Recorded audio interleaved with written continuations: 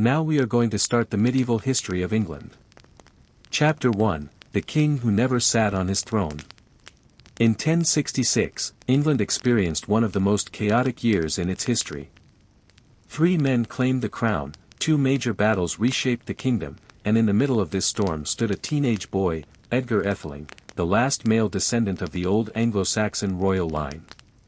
When King Edward the Confessor died, Edgar was the closest legitimate heir by blood.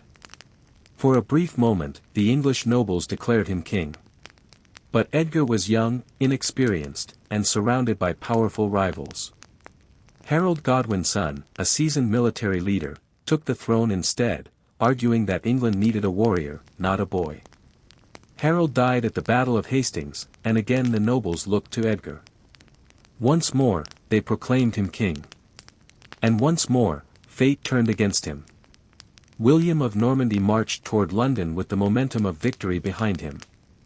Edgar's supporters slowly abandoned him, seeking safety under the rising Norman power. Edgar finally submitted to William, not out of weakness but out of a desire to spare his people a hopeless war. William accepted his submission and took him into his court.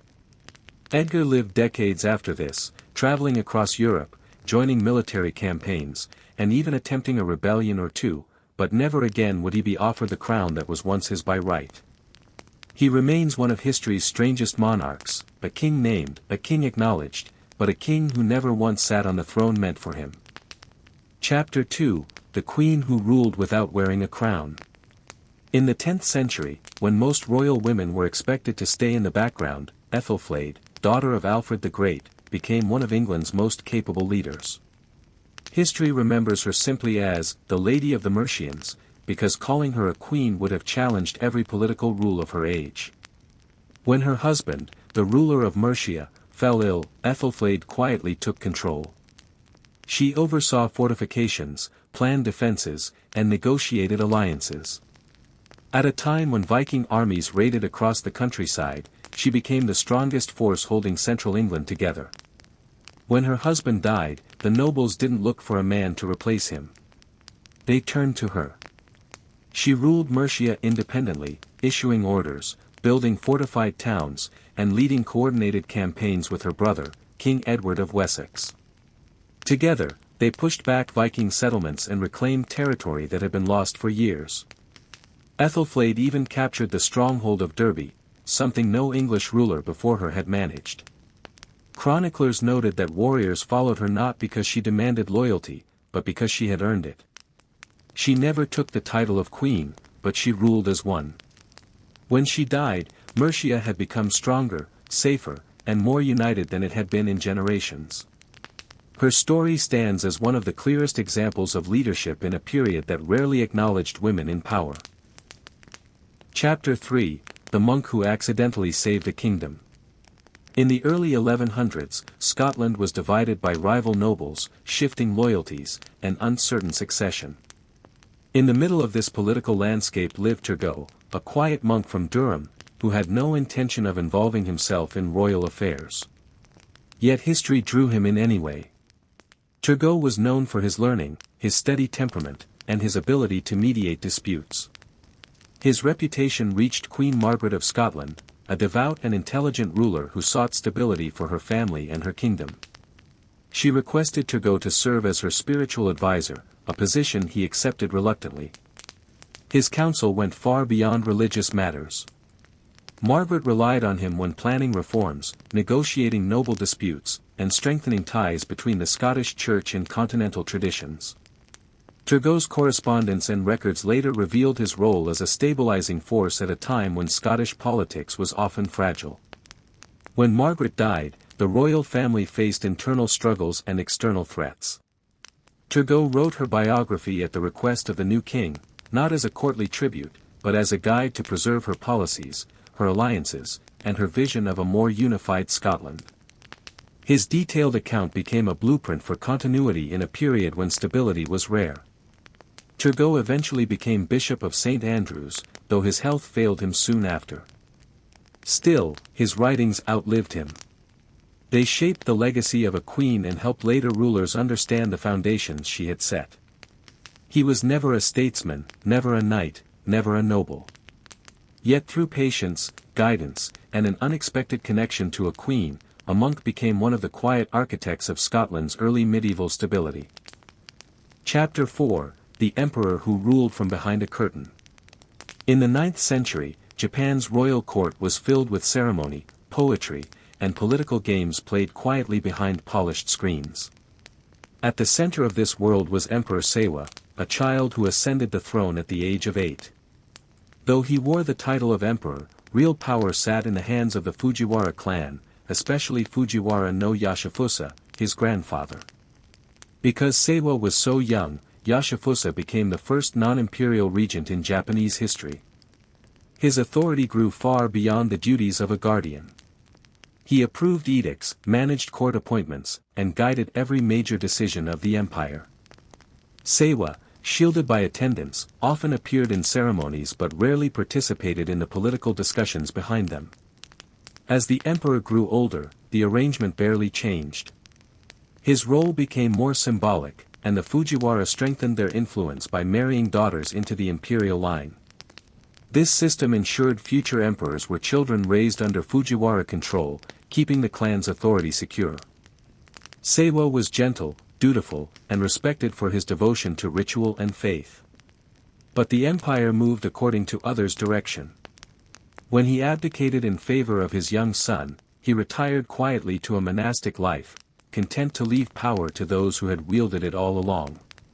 His reign marked the beginning of a pattern that would shape Japanese politics for centuries: emperors who reigned, while ambitious families ruled from behind curtains of silk and ceremony.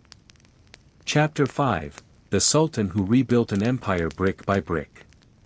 In the 14th century, the Ottoman state nearly collapsed after a brutal period historians call the interregnum.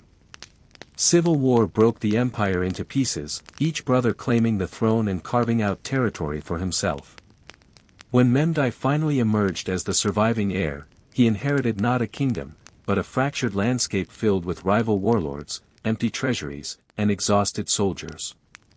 Mem did not begin with campaigns of conquest. He began with diplomacy. He restored alliances his brothers had broken, negotiated peace with neighboring beyliks, and offered pardons to rebels who had supported the wrong claimant. Where force was necessary, he used it carefully, avoiding long battles that would drain the fragile state. He reorganized the administration, rebuilt markets damaged during the years of fighting, and revived trade routes that had fallen silent. His goal was simple: restore stability so the empire could breathe again. Over a decade, the patchwork territories slowly reconnected, and the Ottomans transformed from a collapsing princedom back into a functioning power. By the time Memdai died, the empire was unified, financially recovering, and capable of expansion once more. His successors would become world-shaping conquerors, but their foundations rested on his patient reconstruction. He is remembered not for grand victories, but for restoring order at a moment when the entire Ottoman future could have disappeared.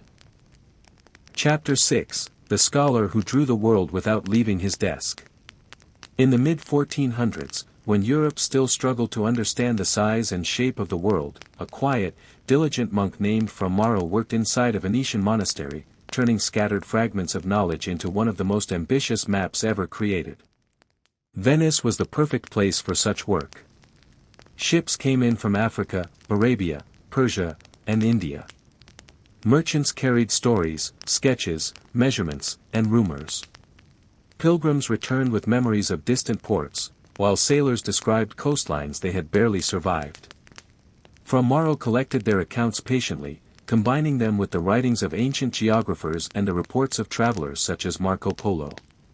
He rarely traveled himself, yet he knew more about the world than many sailors who circled the Mediterranean. He listened for hours as captains recounted storms and islands, marking each detail in careful notes. When two stories contradicted each other, he compared distances, questioned witnesses, and quietly searched for the truth. His method was unusual for the time. He valued accuracy over tradition, evidence over legend. For years, he built his map in sections, painting coastlines, marking rivers, and adding vast stretches of deserts and grasslands. Instead of drawing the world as Christian scholars expected it to look, he drew it as reports described it. Africa became larger and rounder. Asia stretched farther east. The Indian Ocean appeared open rather than enclosed, long before European navigators proved it. His map also carried hundreds of written notes, small explanations about cultures, trade routes, geography, and climate. Fromaro treated every region, whether wealthy kingdom or remote coastline, as worthy of scholarly attention. The map was not only a representation of space, it was a record of human movement, curiosity, and exchange. When it was finally completed, the map was enormous, over 2 meters wide, and a. Chapter 7, The City That Was Built to Outsmart the Sea. Along the northern coast of the Mediterranean, the ancient Phoenicians founded a settlement they hoped would become a trading post. Over centuries, that post grew into Tyre, a city so cleverly designed that it resisted some of the greatest armies of the ancient world. Tyre began as a pair of settlements, one on the mainland and another on a rocky island just offshore. The island was the real prize. Its cliffs acted as natural walls, its harbors were protected from storms, and its people became master shipbuilders and sailors. As the city grew wealthy from trade in purple dye, timber, and glass, it poured its resources into fortifications that made the island almost impossible to attack.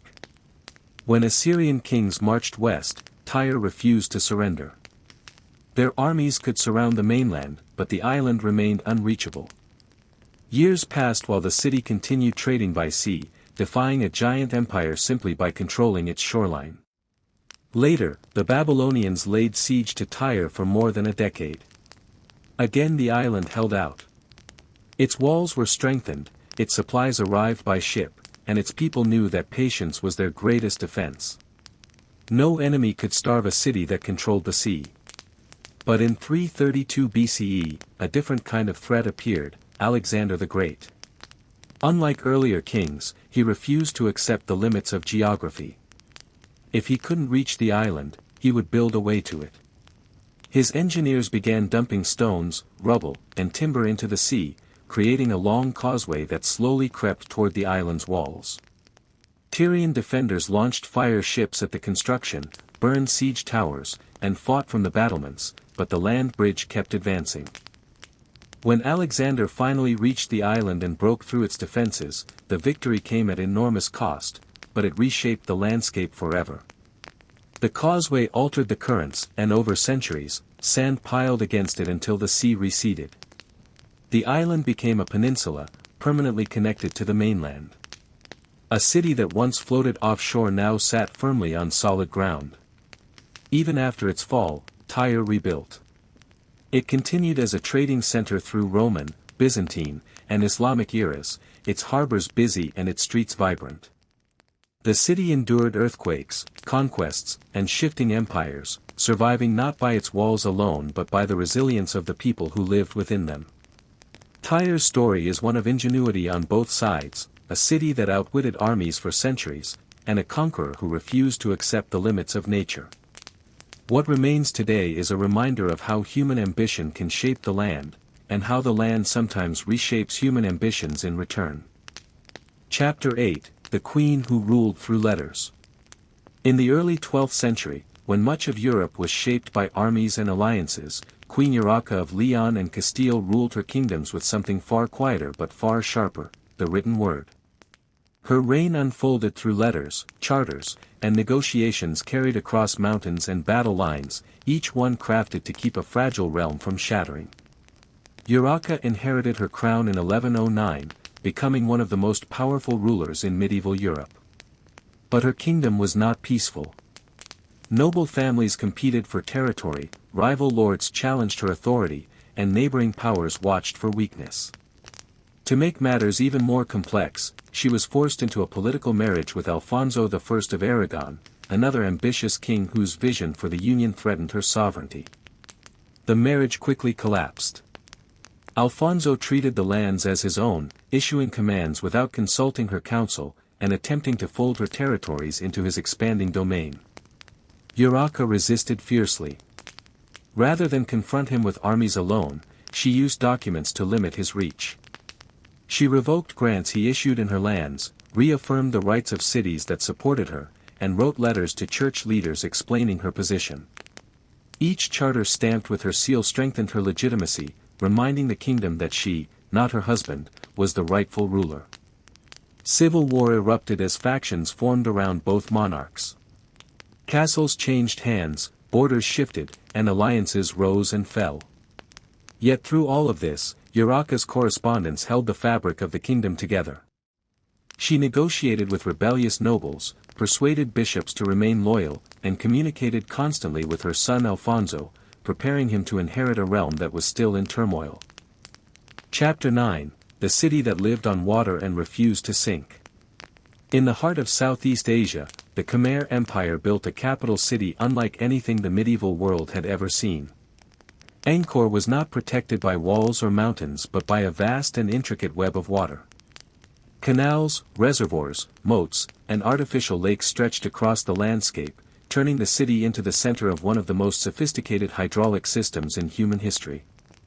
The Khmer kings understood that their power depended on more than armies.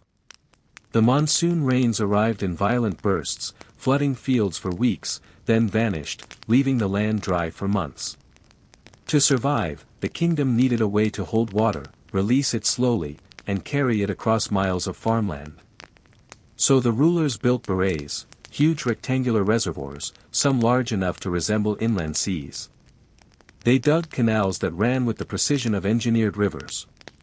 Water flowed through Angkor like veins, feeding rice fields that produced harvest after harvest. With food security came population growth, architecture, and culture. The city expanded until it became one of the largest urban centers in the pre-modern world.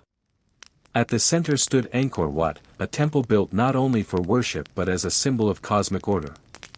Its towers were meant to mirror the peaks of Mount Meru, the mythic home of the gods. The entire complex was a world in miniature, balanced, measured, and aligned with the heavens. But as centuries passed, the water system grew fragile. Canals silted up, engineers struggled to maintain the vast network, and climate fluctuations created alternating cycles of intense flooding and severe drought. A city built on water now depended on structures that needed constant care. When storms damaged the canals, the flow slowed. Farmland dried. Food production dropped. At the same time, new kingdoms rose along the coast, drawing trade away from inland empires. Angkor's population began to thin as people moved in search of better conditions and safer ground. There was no single fall, no dramatic invasion, no sudden collapse. Instead, the water system that had sustained the city for centuries slowly failed. The capital shifted south, closer to the Mekong, where water was easier to control. Temples remained, abandoned and silent, until forests swallowed their stones. When modern explorers reached Angkor centuries later, they found vast ruins hidden beneath roots and vines. It seemed impossible that a city so huge could vanish. But archaeological studies revealed the truth: Angkor didn't fall suddenly. It drained away, just as slowly and quietly as its water canals once ran. Yet the city left behind one of humanity's greatest achievements in engineering, a reminder that entire civilizations can rise on the strength of the systems they build, and fade when those systems falter. Chapter 10: The Monk Who Preserved a Kingdom's Memory. In the late 12th century, a Benedictine monk named William of Newburgh began documenting England's history from a quiet monastery in Yorkshire. News reached him not from courts but from merchants, travelers, and soldiers who passed through northern England. William compared every story, questioning contradictions and cross-checking accounts in a time when many chroniclers wrote to please kings. His writings about the anarchy, the civil war between King Stephen and Empress Matilda, were unusually clear-eyed. While others glorified their chosen side, William wrote of villages destroyed, castles turned into strongholds of oppression, and common people trapped between armies. He believed history should reflect not only rulers, but those who suffered in the shadows of their decisions. He chronicled Henry II's reign with the same honesty, praising reforms yet criticizing failures. He recorded events beyond England too: crusades, border conflicts, and distant upheavals that shaped the wider world. His work became one of the most reliable sources for understanding medieval England. William never sought fame, but his writing outlasted kings and kingdoms, capturing an age that might otherwise have been rewritten by power. Chapter 11, The Emperor Who Rebuilt His Capital from Ashes. In 532 CE, the Byzantine Empire nearly collapsed in a single week. Riots known as the Nika Revolt consumed Constantinople, sparked by political factions within the city's chariot racing arena. Fires spread, buildings fell, and tens of thousands of people crowded the streets in chaos. At the center stood Emperor Justinian, watching his capital burn around him. Many advisors urged him to flee. The rebels had proclaimed a new emperor, and the palace seemed at the edge of defeat. But Justinian refused to abandon the city. He rallied his generals, including the brilliant Belisarius, and launched a decisive counterattack that crushed the uprising. When the smoke cleared, much of Constantinople lay in ruins. Instead of despairing, Justinian saw opportunity. He ordered a massive rebuilding project that would reshape the capital for centuries. Roads were widened, laws were reorganized, and administrative reforms tightened imperial control. But the crown jewel of his reconstruction was a new cathedral, Hagia Sophia. Working with engineers Anthemios and Isidoros, Justinian pushed architecture to its limits. The dome they designed rose above the city like a suspended sphere of light, supported by innovations no builder had attempted on such a scale. When it was completed, Justinian stood beneath its vast ceiling and declared, "Solomon, I have surpassed you." The new Constantinople became a symbol of Byzantine resilience. Out of rebellion, destruction, and near collapse, Justinian rebuilt not just a city, but an empire's confidence. Chapter 12, The Merchant Who Connected Two Worlds. In the 14th century, long before global trade became common, a North African merchant named Ibn Battuta began a journey that would last nearly 3 decades. What began as a pilgrimage became one of the most extensive travel records in medieval history, stretching from West Africa to India, China, the Middle East, and beyond. Unlike conquerors or diplomats, Ibn Battuta traveled as an ordinary man moving through marketplaces, inns, mosques, and ports. He observed local customs with an eye for detail, how families welcomed guests, how courts dispensed justice, how traders negotiated prices. His curiosity was boundless, and everywhere he went, he tried to understand how societies functioned. In Mali, he described cities powered by gold and scholarly learning. In India, he became a judge under Sultan Muhammad bin Tughlaq, witnessing both the brilliance and unpredictability of the court. In China, he marveled at bustling ports and organized streets, noting details that many in the Islamic world had never seen. His writings revealed trade routes, cultural exchanges, and systems of governance that connected distant regions long before the modern age. Ibn Battuta eventually returned home to Morocco, where he dictated his travels to a scholar. The final text, known as the Rila, became a window into a world far more interconnected than most Europeans imagined. Through the eyes of a merchant, medieval societies appeared not isolated, but deeply linked by roads, ships, and stories. His life showed that exploration did not belong only to conquerors, it belonged to anyone willing to follow curiosity across horizons. Chapter 13, The Scholar Who Saved a Burning Library. When the Great Library of Timbuktu faced destruction during the 16th century Moroccan invasion, most people fled the city. But one man, scholar-librarian Ahmed Baba, refused to abandon its manuscripts. He believed that knowledge was a treasure more valuable than any gold Morocco sought. He and a small group of students hid books in clay pots, buried others under courtyard floors, and smuggled bundles of scientific, medical, and astronomical texts across the Niger River under sacks of grain. While soldiers searched homes for valuables, they walked past piles of old paper, never realizing what they were ignoring. Even after Ahmed Baba was captured and exiled, the community he trained continued the mission. Hundreds of manuscripts survived because of this quiet resistance. Today, those rescued works form one of Africa's richest intellectual archives. Chapter 14, The Orphan Who Became the Last Pharaoh.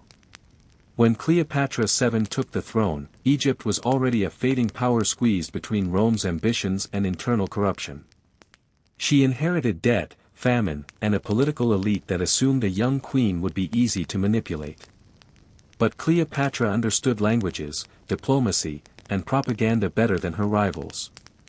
She spoke to common Egyptians in their tongue, restored grain production by reorganizing Nile irrigation, and rebuilt alliances with eastern kingdoms. Diplomats described her as terrifyingly intelligent. Her downfall came not from failure at home but from choosing the wrong Roman ally at the wrong moment. Despite that, she was the last ruler to keep Egypt independent.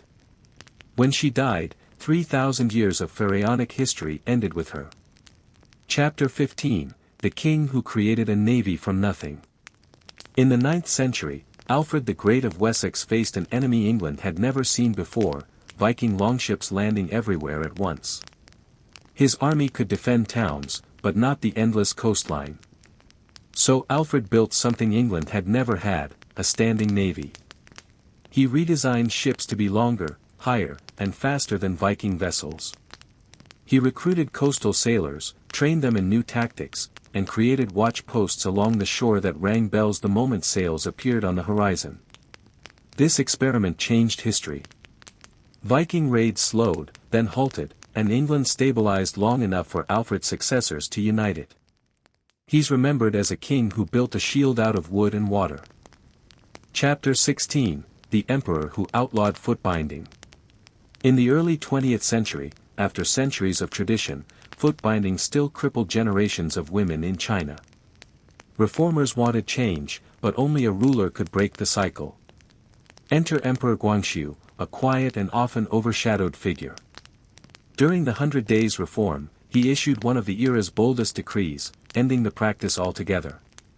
The ban met fierce resistance from conservative elites who viewed it as an attack on cultural identity. Secret societies threatened families who unbound their daughters' feet. Yet Guangxu persisted, pairing the law with campaigns promoting public education and women's health. He didn't live to see the results, but the decree started the nationwide shift that ultimately ended footbinding. A tradition thousands of years old began unraveling because one emperor dared to challenge it.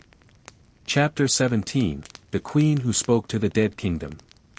After the fall of the Maya city of Palenque, nearly all records of its rulers and culture vanished. But centuries later, an extraordinary discovery changed everything. Archaeologists found the tomb of Queen Peikel's mother, Lady Sak Kuk, buried with jade ornaments and inscriptions that revealed forgotten dynastic histories. What made her story remarkable wasn't just her leadership during a crisis but how she preserved knowledge. During her short rule, she commissioned inscriptions that recorded the genealogy, battles, and ceremonies of Palenque's past, effectively speaking for a kingdom already fading. Those records, carved in stone, allowed modern historians to reconstruct Maya history piece by piece. Sak Kuk ensured that when her city died, its memory would not. Chapter 18, The Prisoner Who Rewrote His Empire. While imprisoned on an island fortress, Shah Jahan watched his Mughal empire splinter under rebellion and famine. With no army, no court, and no power, he turned to writing. His letters to governors and nobles were calm, strategic, and heavy with reminders of shared loyalty and justice. Historians call them bridges across a broken empire. Many officials who had drifted toward rebellion returned quietly to Mughal rule because of those letters, fearing future instability more than the aging emperor they once served. Though Shah Jahan never escaped prison, his written influence held the scattered empire together long enough for his grandson to inherit it. Chapter 19, The Soldier Who Ended a 300-Year War. Japan's Tokugawa Ieyasu entered adulthood during the Sengoku period, an age where warlords fought constantly for land, treasure, and survival. For 3 generations, his family was caught in the chaos.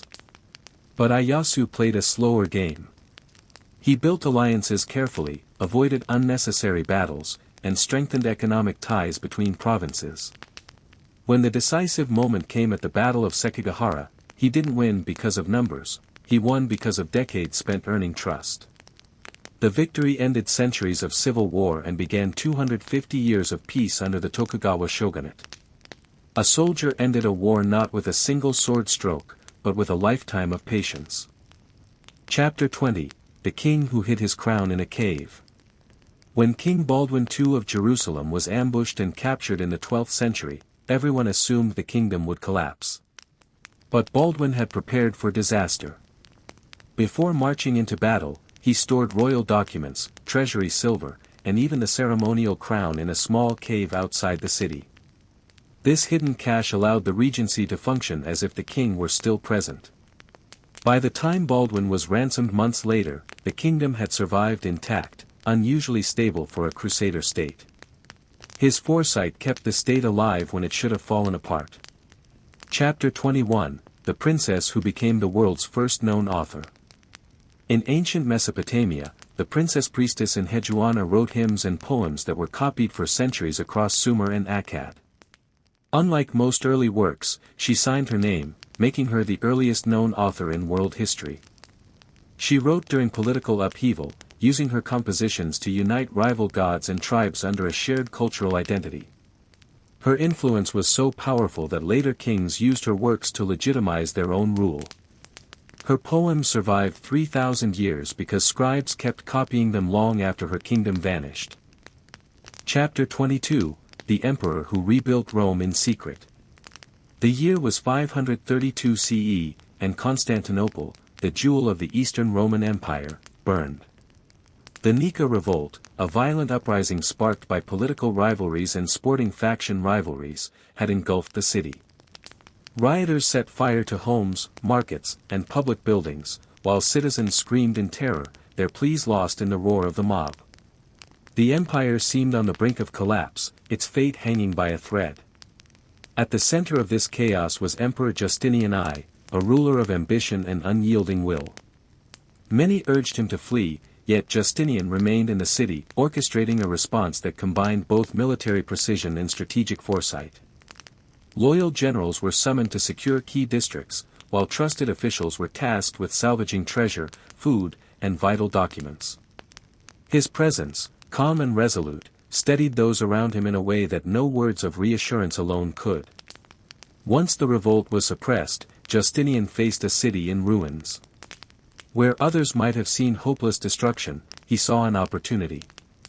He commissioned architects, engineers, and artisans to rebuild Constantinople in a manner that would surpass its former glory. The Hagia Sophia, designed by Anthemios of Tralles and Isidorus of Miletus, rose from the rubble, a cathedral whose dome seemed to float above the nave, symbolizing both faith and imperial resilience. Roads were widened, aqueducts repaired, and public squares redesigned to prevent future uprisings. Even the scholars were employed to copy and preserve ancient texts, ensuring that knowledge would survive alongside stone and mortar. Justinian's vision extended beyond architecture. He reorganized the city's administration, implemented fire prevention measures, and maintained supply chains to prevent famine. Through careful planning, he transformed a city on the edge of ruin into a beacon of order and culture. The emperor's actions demonstrated that leadership is measured not only by victories in battle but also by the capacity to rebuild, to inspire, and to govern through intellect and foresight. By the end of his reign, Constantinople had not just recovered, it had been reborn. The Hagia Sophia stood as a testament to human ingenuity and divine ambition, and the administrative and cultural structures Justinian strengthened endured for centuries. In a moment of near-total destruction, the emperor proved that an empire's survival depended as much on planning, vision, and resilience as on armies or walls. Chapter 23, The General Who Stopped an Empire with One River. In 480 BCE, Greece faced the might of the Persian Empire, whose army and navy dwarfed the independent city-states scattered along the Aegean coastline. The Persian king, Xerxes, expected swift conquest, relying on his superior numbers to overwhelm the Greeks. Yet the Athenians, led by Themistocles, had a plan that defied conventional expectations. Instead of meeting the Persians in open water, Themistocles lured them into the narrow straits of Salamis, a choke point where numbers could be neutralized. The Greek fleet, though smaller and less formidable individually, used the confined waters to its advantage. Triremes rammed and maneuvered with precision, exploiting the Persian ships' inability to navigate effectively in such tight quarters. The battle was chaotic, with the clashing of wood and metal, the cries of sailors, and the tumult of waves churned by combat. Yet the Greeks executed Themistocles' strategy flawlessly, turning apparent weakness into overwhelming strength. The victory at Salamis reshaped history. Athens survived to flourish culturally, preserving the ideals of democracy and philosophy that would influence centuries to come.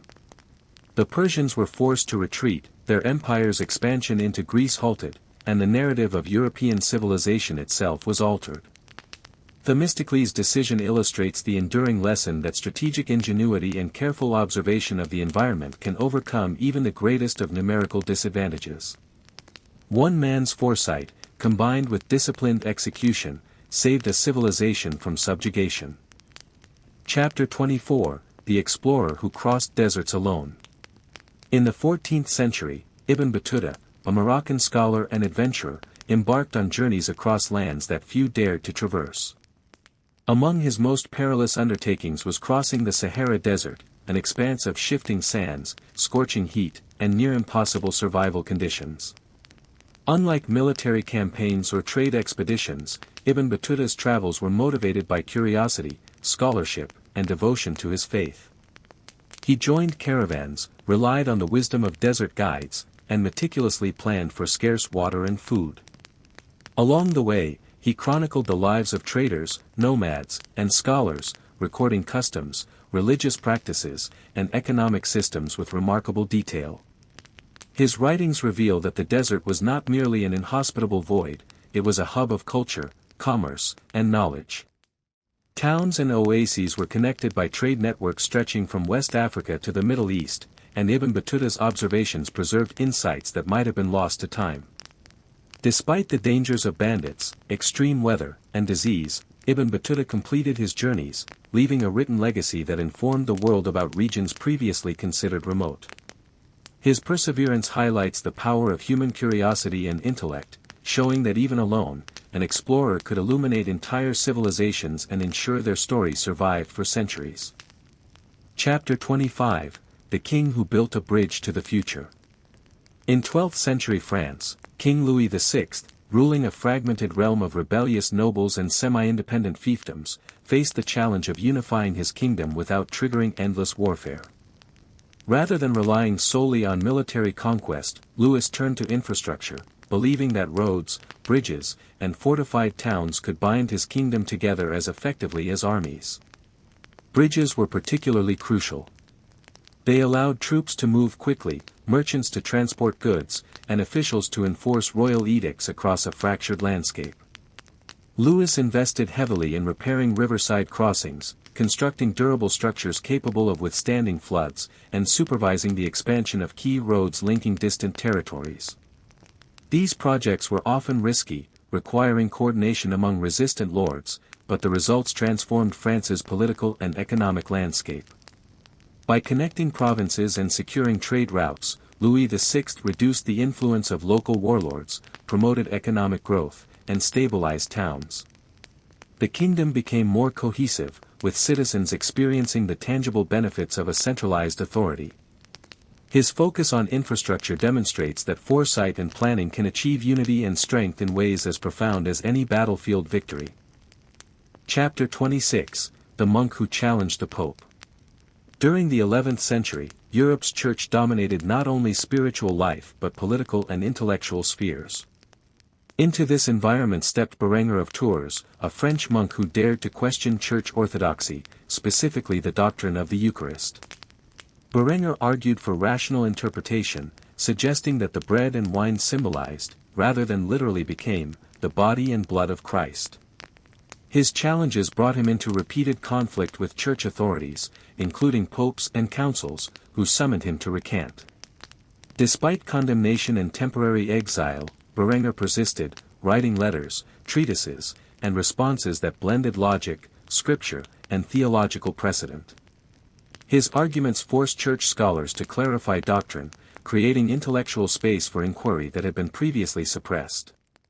Berenger's courage illustrates that even in rigid hierarchies, reasoned dissent can leave a lasting mark.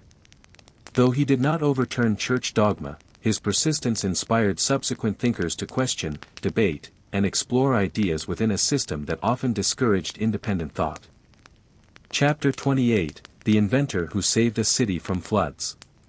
In 17th century Holland, the city of Delft faced a natural enemy as persistent as any army: water. The surrounding rivers threatened constant flooding, jeopardizing homes, farmland, and livelihoods. Into this challenge stepped Jan Leegwater, an engineer who refused to accept nature's supremacy over human ambition. Leegwater devised a sophisticated system of dikes, canals, and wind-powered pumps capable of regulating water levels and reclaiming land from the surrounding marshes. He supervised construction with meticulous attention, ensuring each canal followed precise gradients, each dike could withstand seasonal floods, and each pump operated reliably. His innovations prevented repeated devastation, stabilized the community, and allowed agriculture to flourish in previously submerged regions. Through his work, Delft became a model of early modern engineering. Leegwater's ability to observe, innovate, and implement practical solutions demonstrates that survival and prosperity often depend on intellect and foresight as much as courage or wealth. By mastering water itself, he reshaped the environment and preserved a city for future generations. Chapter 29, The Commander Who Turned Retreat into Victory. At the Battle of Austerlitz in 1805, Napoleon Bonaparte faced the combined armies of Russia and Austria.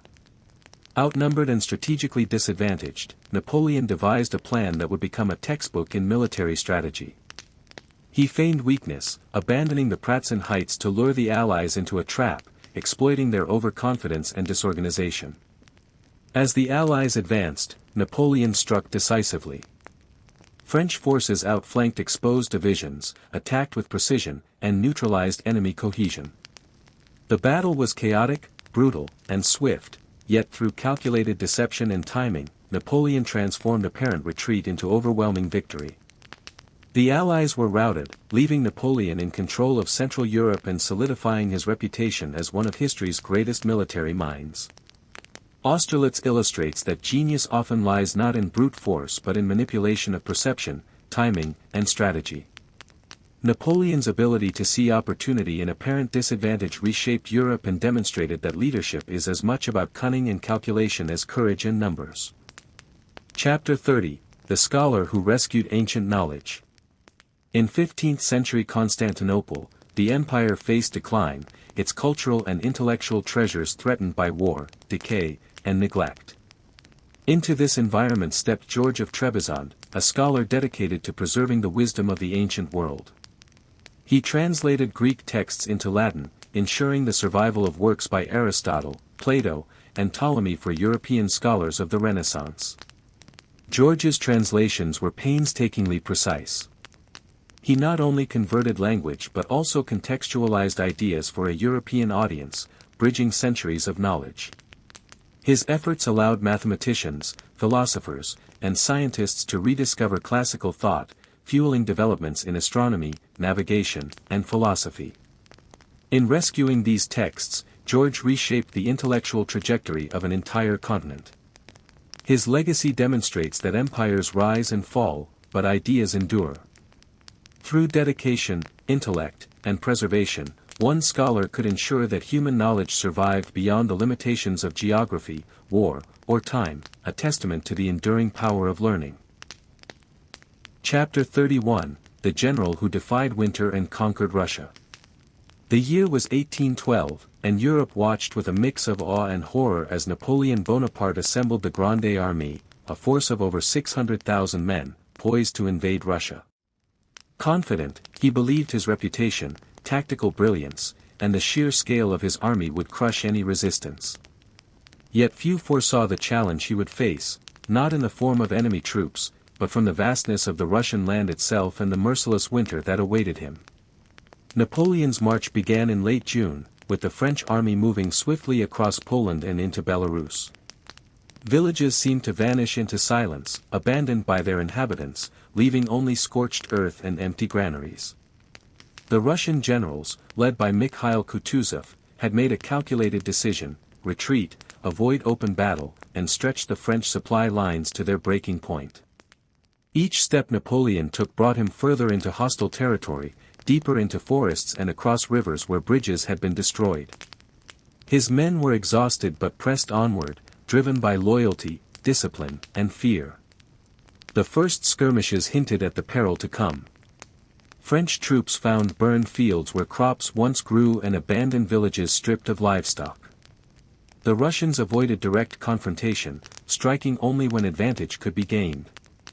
Winter, still months away, loomed like a specter as temperatures began to drop unexpectedly, biting at unprepared soldiers. Yet Napoleon pushed forward, confident that speed and organization could outmaneuver the Russians. By the time the Grande Armée reached Moscow, the city had been deliberately abandoned and set ablaze. Smoke and fire filled the streets as the French entered, expecting to find shelter and supplies. Instead, they found ruins, hunger, and despair. Soldiers froze, starved, and grew ill, their morale crumbling under the weight of betrayal by the land itself. Napoleon realized too late that he had underestimated the scale of Russia, the discipline of its commanders, and the cruelty of nature. The retreat from Moscow became a nightmare that would echo through history. Freezing winds swept through snow-choked forests, cutting off stragglers and splitting units. Russian cavalry harassed the flanks, picking off small groups, while disease and starvation claimed more men than any battle ever could. By the time the remnants of the Grande Armée crossed back into Poland, more than half of its soldiers had perished, and Europe's greatest general had suffered a humbling defeat that shook the continent. Kutuzov's strategy, simple yet devastating, proved that victory could be achieved without direct confrontation. By understanding terrain, supply lines, and human endurance, he had turned the French army's strengths against itself. Napoleon had failed not because of inferior numbers, but because he underestimated patience, resilience, and the unforgiving power of the natural world. The Russian campaign became a testament to strategic foresight, proving that sometimes the quiet, calculating path could triumph over audacity and hubris. Chapter 32, The Merchant Who Changed the Silk Road. In the bustling streets of 13th-century Venice, where merchants bargained over spices, silks, and rare gems, Marco Polo prepared for a journey that would take him farther than any European had dared. The Mediterranean, with its unpredictable winds and pirate-infested waters, was only the first obstacle. Beyond lay deserts, mountains, and the sprawling expanse of the Mongol Empire, a land both feared and revered. For Marco, this was more than trade, it was an odyssey into the unknown, a chance to bridge continents and bring the wonders of the East to Europe. Marco's journey began with caravans that traversed the treacherous sands of Persia and the heat-scorched plains of Central Asia. Each stop presented its own challenges, negotiating with local rulers, paying tolls to bandits, and adapting to customs vastly different from Venetian life. Yet Marco's keen observation and diplomatic skill allowed him to navigate these perils. He learned the languages of merchants, the protocols of courts, and the subtleties of local governance, realizing that survival required intelligence as much as courage. When he reached the court of Kublai Khan in Khanbaliq, Marco found a ruler whose ambition and vision matched his own. The Mongol emperor, curious about distant lands and eager to consolidate knowledge, entrusted Marco with diplomatic missions, trade negotiations, and surveys of the empire's vast territories. Polo's travels spanned deserts, rivers, and mountains, observing the cultures, religions, and economies that bound the empire together. He recorded the practices of artisans, the rituals of rulers, and the intricacies of local governance, creating a record that Europe had never seen. On his return to Venice, Marco carried with him not only silks, spices, and gems but also manuscripts detailing the wealth, sophistication, and complexity of lands previously thought mythical. His writings would inspire generations of explorers, including Christopher Columbus, to imagine continents across oceans, fueling the age of exploration. Marco Polo's journey was not simply commerce, it was a cultural bridge, a preservation of knowledge, and a transformation of Europe's worldview. By blending observation, negotiation, and meticulous documentation, Marco changed the Silk Road forever. His experiences illustrated that trade was more than the exchange of goods, it was the exchange of ideas, technology, and understanding. One man's curiosity and courage had turned a perilous route into a corridor of cultural transformation, proving that even in an age of empires and armies, the power of intellect, adaptability, and vision could leave a mark on the world that outlived conquests and kings. Chapter 33, The Admiral Who Saved England from Invasion. The summer of 1588 dawned bright and tense over England. Across the Channel, a fleet of over 130 Spanish galleons, part of King Philip II's armada, moved with terrifying purpose. Their mission was clear: to invade England, overthrow Queen Elizabeth I, and restore Catholic rule. Philip's ships were large, armed with dozens of cannons, and filled with experienced soldiers ready to land on English shores. On paper, victory seemed inevitable. Yet in England, hope rested in the hands of Sir Francis Drake and Lord Charles Howard, men whose ingenuity and audacity would prove decisive. Drake, having spent years navigating the Atlantic and raiding Spanish ships, knew the Armada's strengths and weaknesses intimately. The English fleet, smaller, faster, and more maneuverable, could not hope to match the Spanish in firepower head-on. Instead, Drake and Howard crafted a strategy built on speed, deception, and the advantage of home waters. They harassed the Armada along the coasts of Cornwall and Devon, using swift galleons to break formation and force confusion among the Spaniards. Each skirmish left the Armada scattered and disorganized, unable to unite their immense forces effectively. The pivotal moment came in the Battle of Gravelines, where the English fleet, under Drake's daring command, launched a series of fire ships, vessels set ablaze and sent drifting into the anchored Spanish fleet. Panic rippled through the Armada. Ships collided, lines broke, and the carefully planned formation dissolved. The Spanish captains struggled to regain control as flames licked their decks, forcing them to retreat northwards along the storm-lashed coasts. Drake's strategy turned what could have been a catastrophic confrontation into a stunning victory. Beyond the battlefield, the psychological impact of the English resistance was profound. The Spanish had believed themselves invincible. The Armada's failure shattered that perception. England, meanwhile, celebrated its survival and newfound prestige.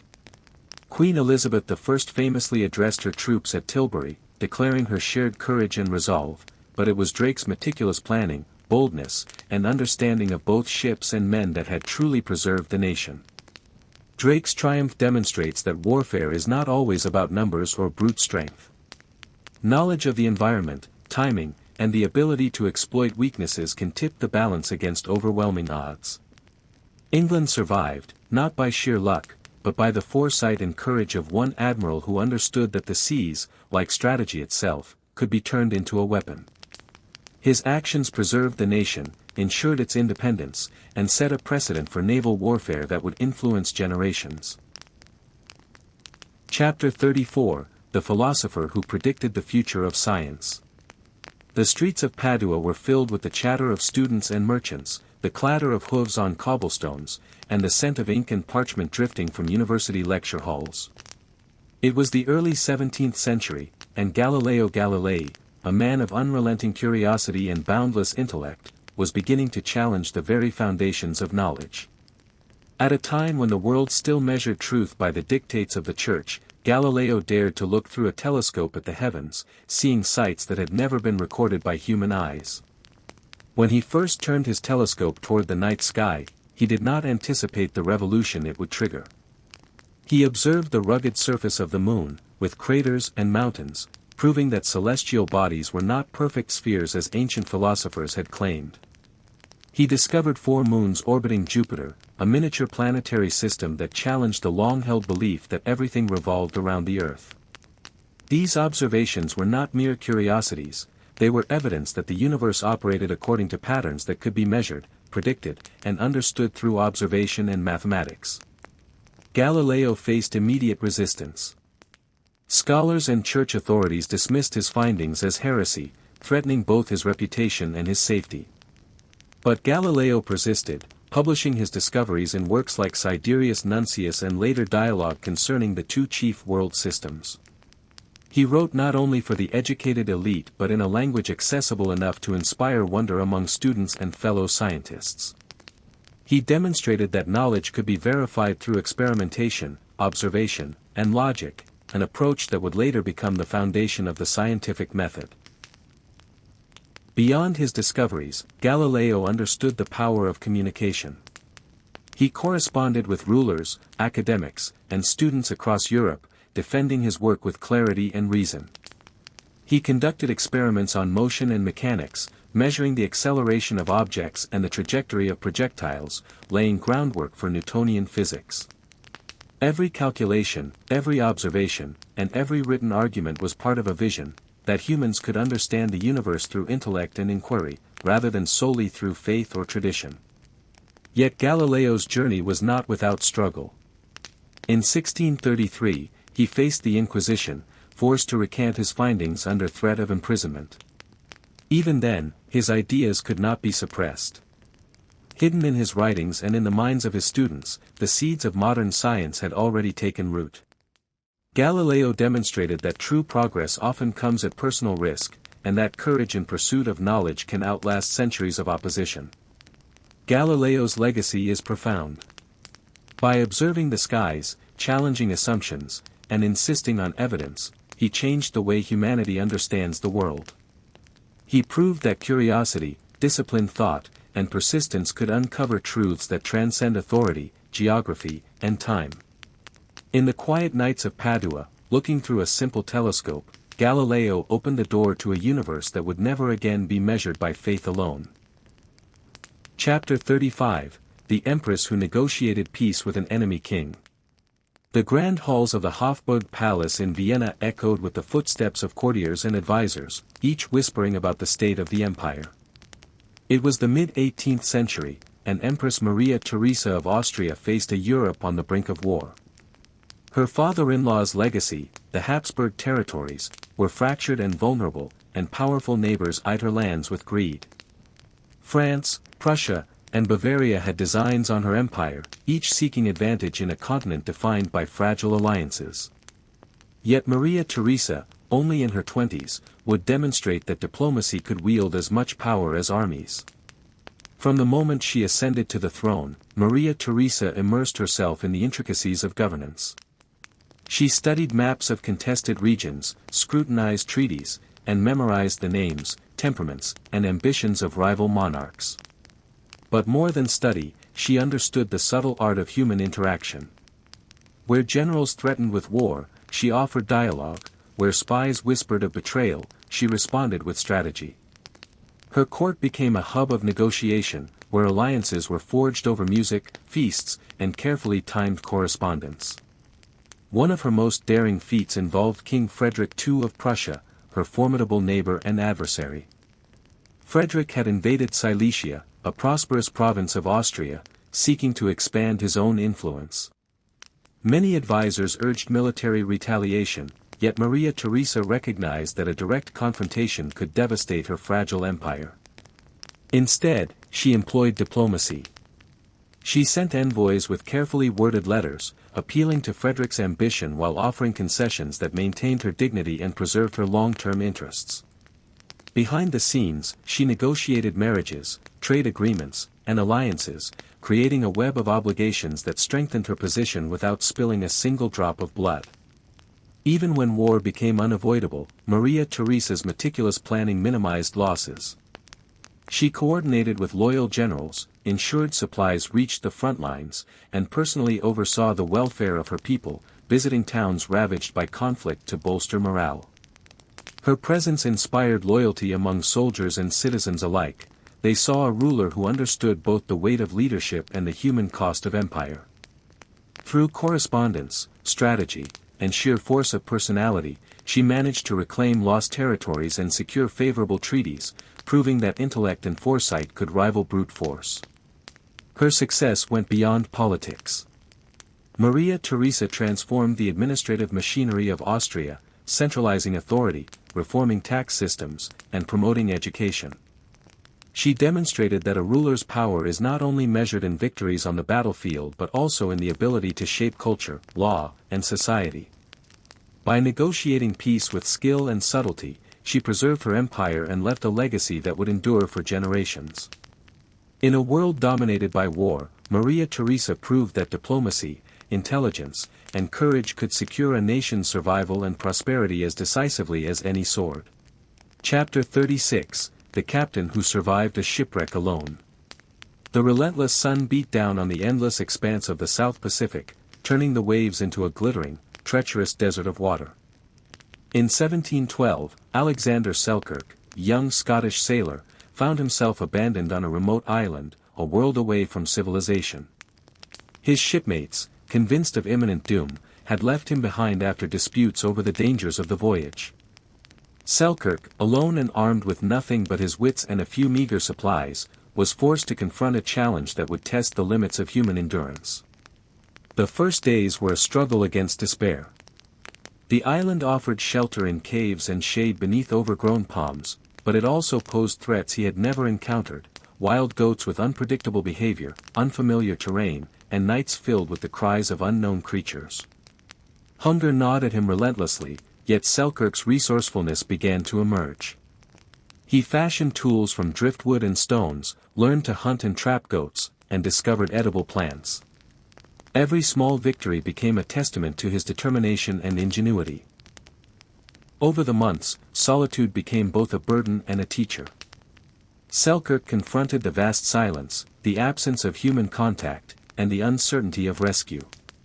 He marked days on wooden sticks, measured time by the phases of the moon, and kept himself disciplined through routine. He built sturdier shelters, improved his hunting methods, and even attempted rudimentary farming to ensure a sustainable food supply. The island, once a prison, became a classroom in survival, teaching him patience, observation, and resilience. His ingenuity extended beyond mere survival. Selkirk created clothing from goat hides, fashioned fishing nets, and constructed a raft to explore the surrounding reefs. Each endeavor strengthened his confidence and increased his chances of long-term survival.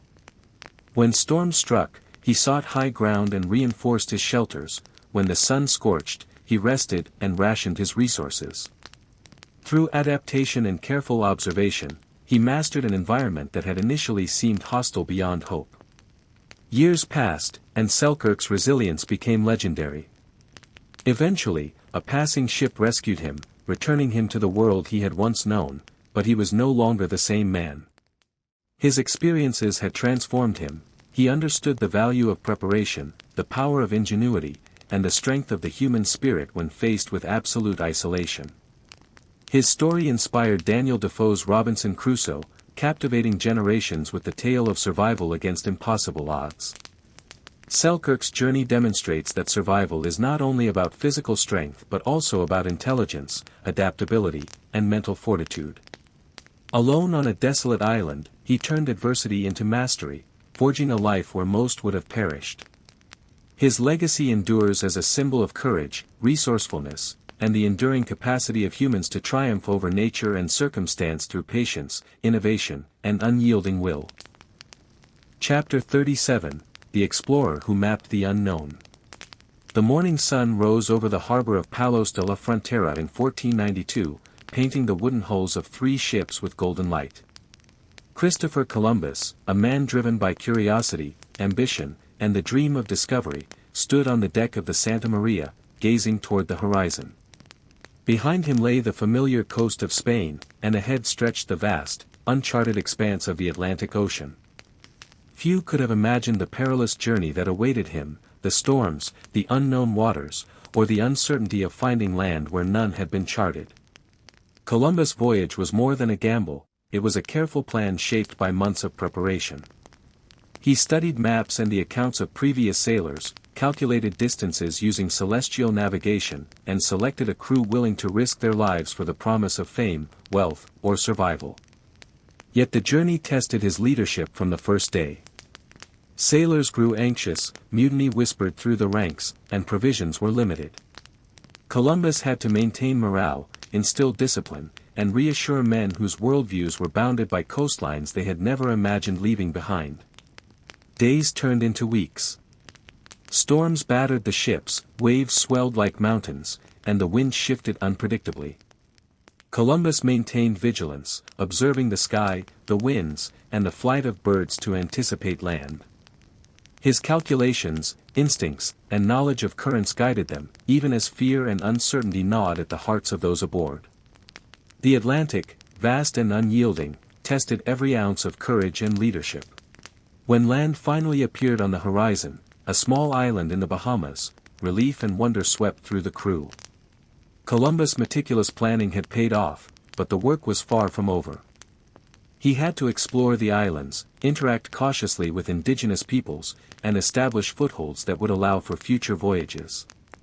His journals detailed not only geography but culture, customs, and the richness of the lands he encountered, creating a record that would inform Europe for decades. Columbus' expedition demonstrates the interplay of courage, preparation, and vision. He faced unknown dangers with careful strategy, transforming fear of the uncharted into discovery. His journey bridged continents, introducing Europeans to a world previously thought inaccessible. While later consequences of his voyages were complex and sometimes tragic, his achievements illustrate that exploration requires not only audacity but also patience, planning, and the ability to navigate uncertainty. Through storms, uncertainty, and the unknown, Columbus mapped lands that had never been seen by his contemporaries.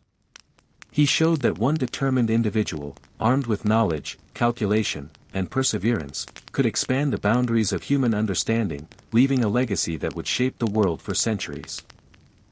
Chapter 38: The Warrior Who Defended a Mountain Fortress. The wind howled through the jagged peaks of the Carpathian Mountains, carrying with it the scent of snow, pine, and the distant smoke of campfires.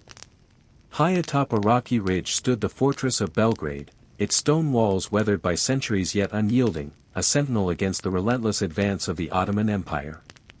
In 1456, the city faced one of the most formidable sieges of its time, and the responsibility of defense rested on the shoulders of János Hunyadi, a seasoned commander whose courage and strategy would become legendary. Hunyadi surveyed the fortress with a calculating eye. His troops were outnumbered, yet the terrain offered advantages the enemy could not easily overcome. The Ottomans, with their massive army and relentless artillery, believed that sheer force would suffice. Hunyadi, however, understood that the cliffs, narrow passes, and fortifications could neutralize the advantage of numbers. He positioned his men strategically, reinforced weak points, and ensured that supplies and weapons were distributed for maximum efficiency. The siege began with a thunderous roar. Cannons shook the walls, arrows darkened the skies, and waves of soldiers advanced with terrifying precision.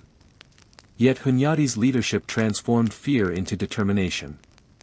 He personally led sorties, inspiring his soldiers with acts of bravery that reminded them of the stakes at hand. Each defense was meticulously planned, ambushes in narrow passes, quick counterattacks along exposed flanks, and night operations that disrupted Ottoman encampments. His knowledge of the terrain allowed the defenders to strike where the enemy was weakest. Days turned into weeks, and the siege tested the endurance of both men and fortress. Food and water were rationed, injuries tended, and morale maintained through speeches, prayers, and the unwavering presence of Hunyadi himself. The defenders faced disease, fatigue, and the constant threat of overwhelming assault, yet the fortress held. Hunyadi's ability to anticipate enemy movements, exploit weaknesses, and inspire his men became the backbone of the city's resistance. The turning point came when a massive assault threatened the gates. Hunyadi, foreseeing the attack, had secretly reinforced key positions and hidden reserves of troops in the upper ramparts. As the Ottomans breached the outer walls, they were met with sudden counterattacks, unexpected volleys, and relentless resistance. Panic spread among the attackers, and the siege faltered. Eventually, the Ottoman army retreated, leaving Belgrade standing, a symbol of resilience and strategy triumphing over overwhelming odds. Hunyadi's defense of Belgrade illustrates that victory is often determined not by numbers alone but by leadership, preparation, and mastery of the environment. The fortress survived because one man understood both the strengths of his forces and the weaknesses of the enemy. His courage and foresight preserved the city, protected a kingdom, and etched his name into history as a warrior whose intellect and determination could turn a desperate defense into a monumental triumph. Days turned into weeks, and the siege tested the endurance of both men and fortress. Food and water were rationed, injuries tended, and morale maintained through speeches, prayers, and the unwavering presence of Hunyadi himself. The defenders faced disease, fatigue, and the constant threat of overwhelming assault, yet the fortress held. Hunyadi's ability to anticipate enemy movements, exploit weaknesses, and inspire his men became the backbone of the city's resistance. The turning point came when a massive assault threatened the gates. Hunyadi, foreseeing the attack, had secretly reinforced key positions and hidden reserves of troops in the upper ramparts. As the Ottomans breached the outer walls, they were met with sudden counterattacks, unexpected volleys, and relentless resistance. Panic spread among the attackers, and the siege faltered. Eventually, the Ottoman army retreated, leaving Belgrade standing, a symbol of resilience and strategy triumphing over overwhelming odds. Hunyadi's defense of Belgrade illustrates that victory is often determined not by numbers alone but by leadership, preparation, and mastery of the environment. The fortress survived because one man understood both the strengths of his forces and the weaknesses of the enemy. His courage and foresight preserved the city, protected a kingdom, and etched his name into history as a warrior whose intellect and determination could turn a desperate defense into a monumental triumph. Chapter 39, The Scientist Who Unlocked the Secrets of the Sky. In the quiet study of a small home in Poland, a man hunched over parchment, ink-stained fingers tracing the paths of planets with painstaking precision. It was the early 16th century, and Nicholas Copernicus, a mathematician, astronomer, and thinker, was preparing to challenge the most fundamental assumptions of his era. The prevailing belief, rooted in centuries of tradition, held that Earth was the center of the universe, and that the heavens revolved around it.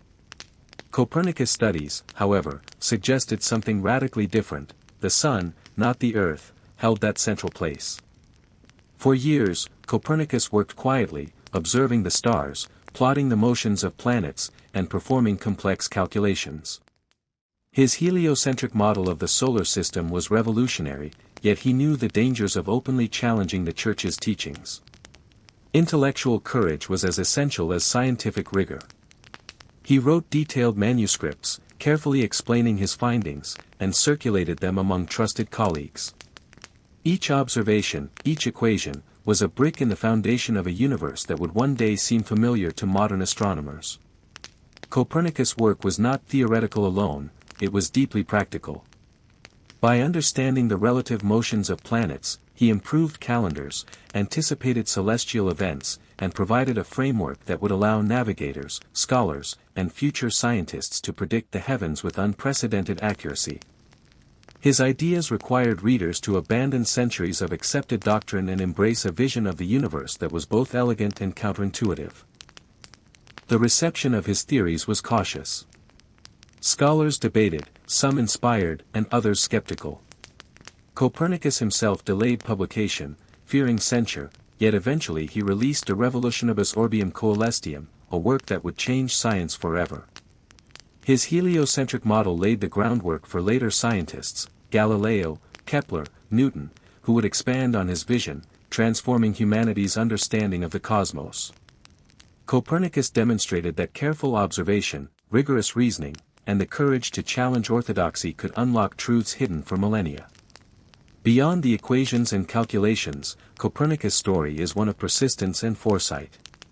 He understood that knowledge is often resisted, that human pride and tradition can obscure truth, and that patience is as vital as brilliance.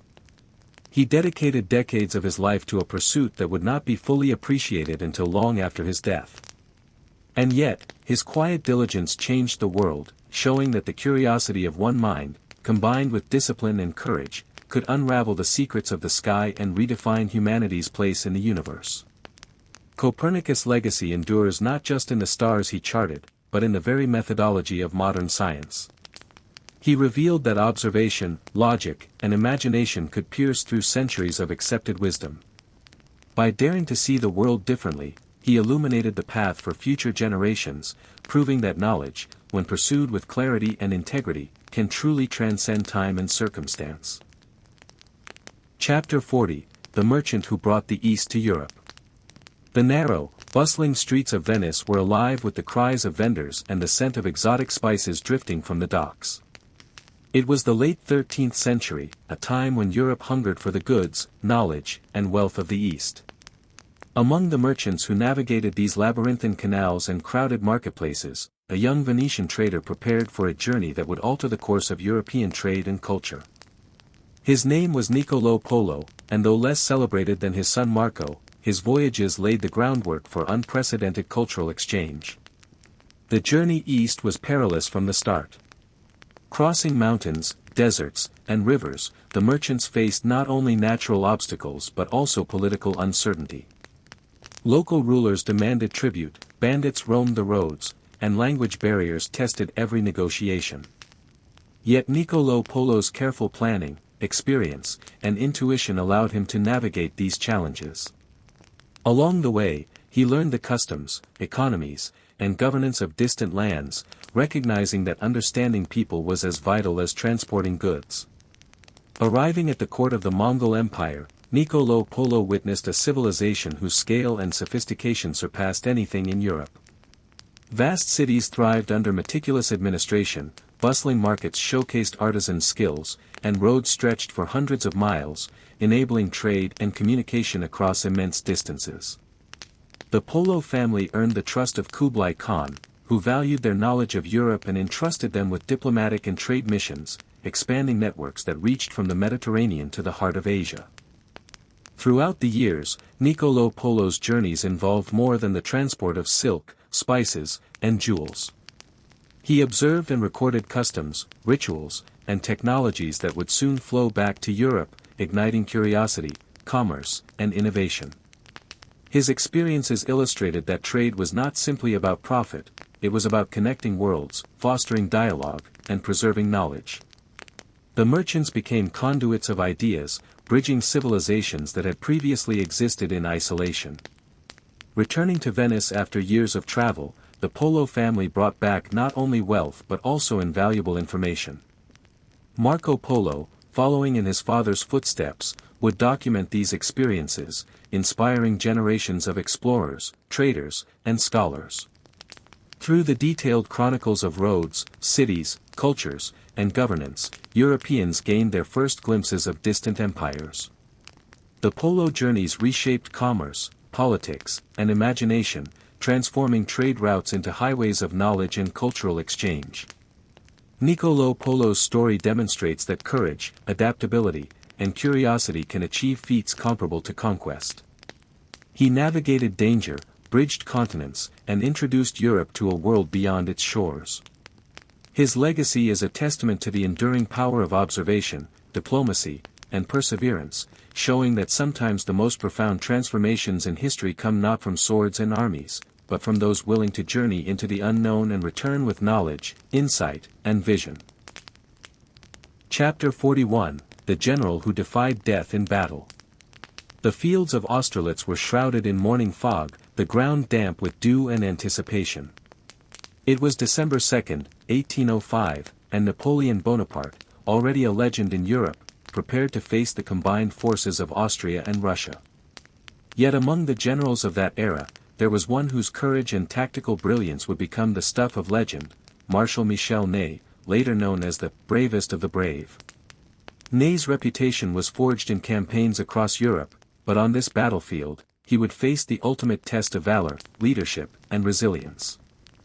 As cannon fire shattered the stillness, Ney rode along the front lines, observing troop formations and enemy movements.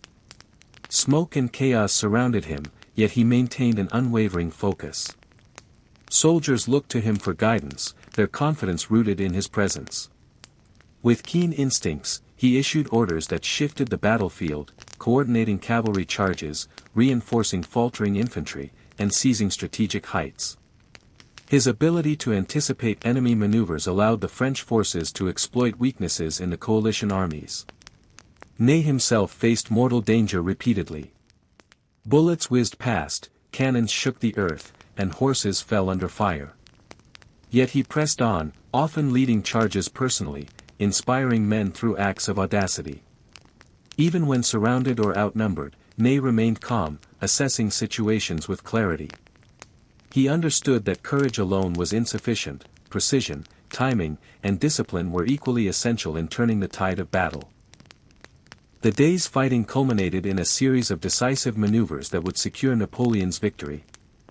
Ney's leadership ensured that French troops held key positions despite heavy casualties, maintaining cohesion when chaos threatened to overwhelm them. After the battle, contemporaries marveled at his bravery, not reckless, but measured, calculated, and executed with a soldier's discipline. Ney's actions demonstrated that personal courage, combined with strategic insight, could transform the fate of armies and nations. Yet beyond the battlefield, Ney embodied the human side of war. He tended to the wounded, encouraged exhausted troops, and communicated with civilians caught in the conflict. He understood that leadership was as much about empathy and responsibility as about tactics and bravery. His ability to inspire, protect, and command simultaneously marked him as one of history's most remarkable military figures.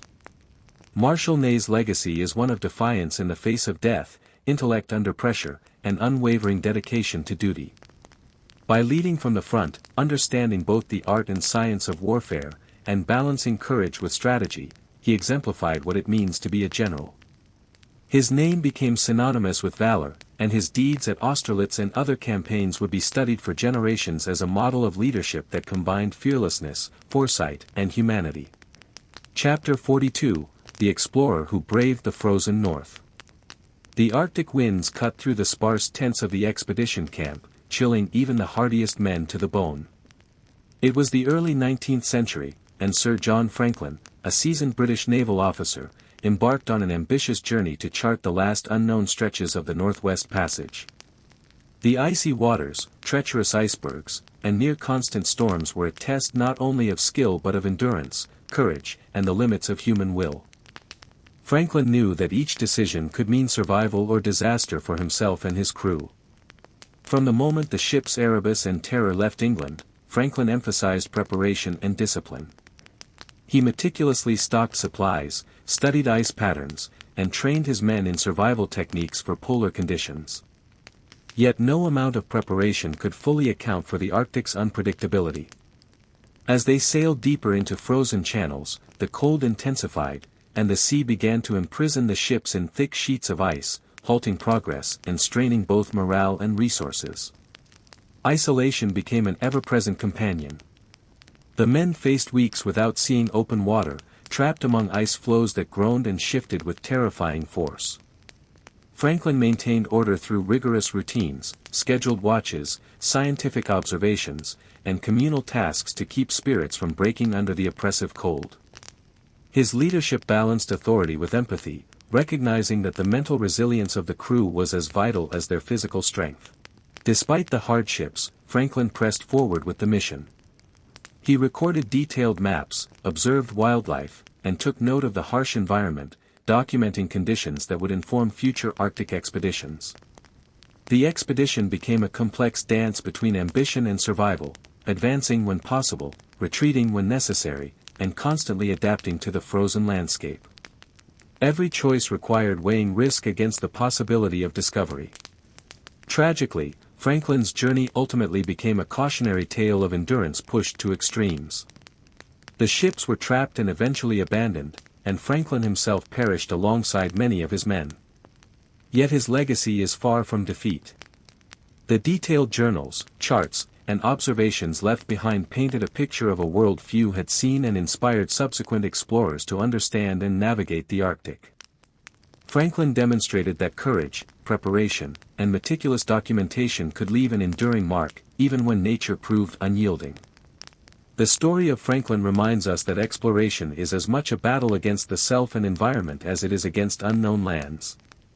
Braving the frozen north required intellect, foresight, and the unwavering determination to venture where others feared to tread. Even in the face of insurmountable odds, his vision expanded human knowledge and inspired generations to continue the quest for discovery in the harshest corners of the world. Chapter 43, The Diplomat Who Prevented a World War. The spring of 1914 was filled with tension across Europe. Alliances, rivalries, and centuries-old grudges had created a continent on edge, where a single spark could ignite a catastrophic conflict. In this precarious landscape, Count Gustav Stresemann, a German diplomat with keen insight and unwavering patience, emerged as a figure capable of steering nations away from the brink of disaster. While politicians argued, armies mobilized, and the press inflamed passions, Stresemann understood that diplomacy required strategy, timing, and, above all, the human touch. Stresemann's approach was rooted in observation and patience. He studied every leader, every treaty, and every cultural nuance that could influence decisions. When crises erupted, he assessed not only the political stakes but the psychological ones, the fears, ambitions, and prejudices of rulers. He recognized that concessions, carefully framed, could prevent war more effectively than threats or displays of military strength. His understanding of human nature was as vital as his knowledge of law, economics, or history.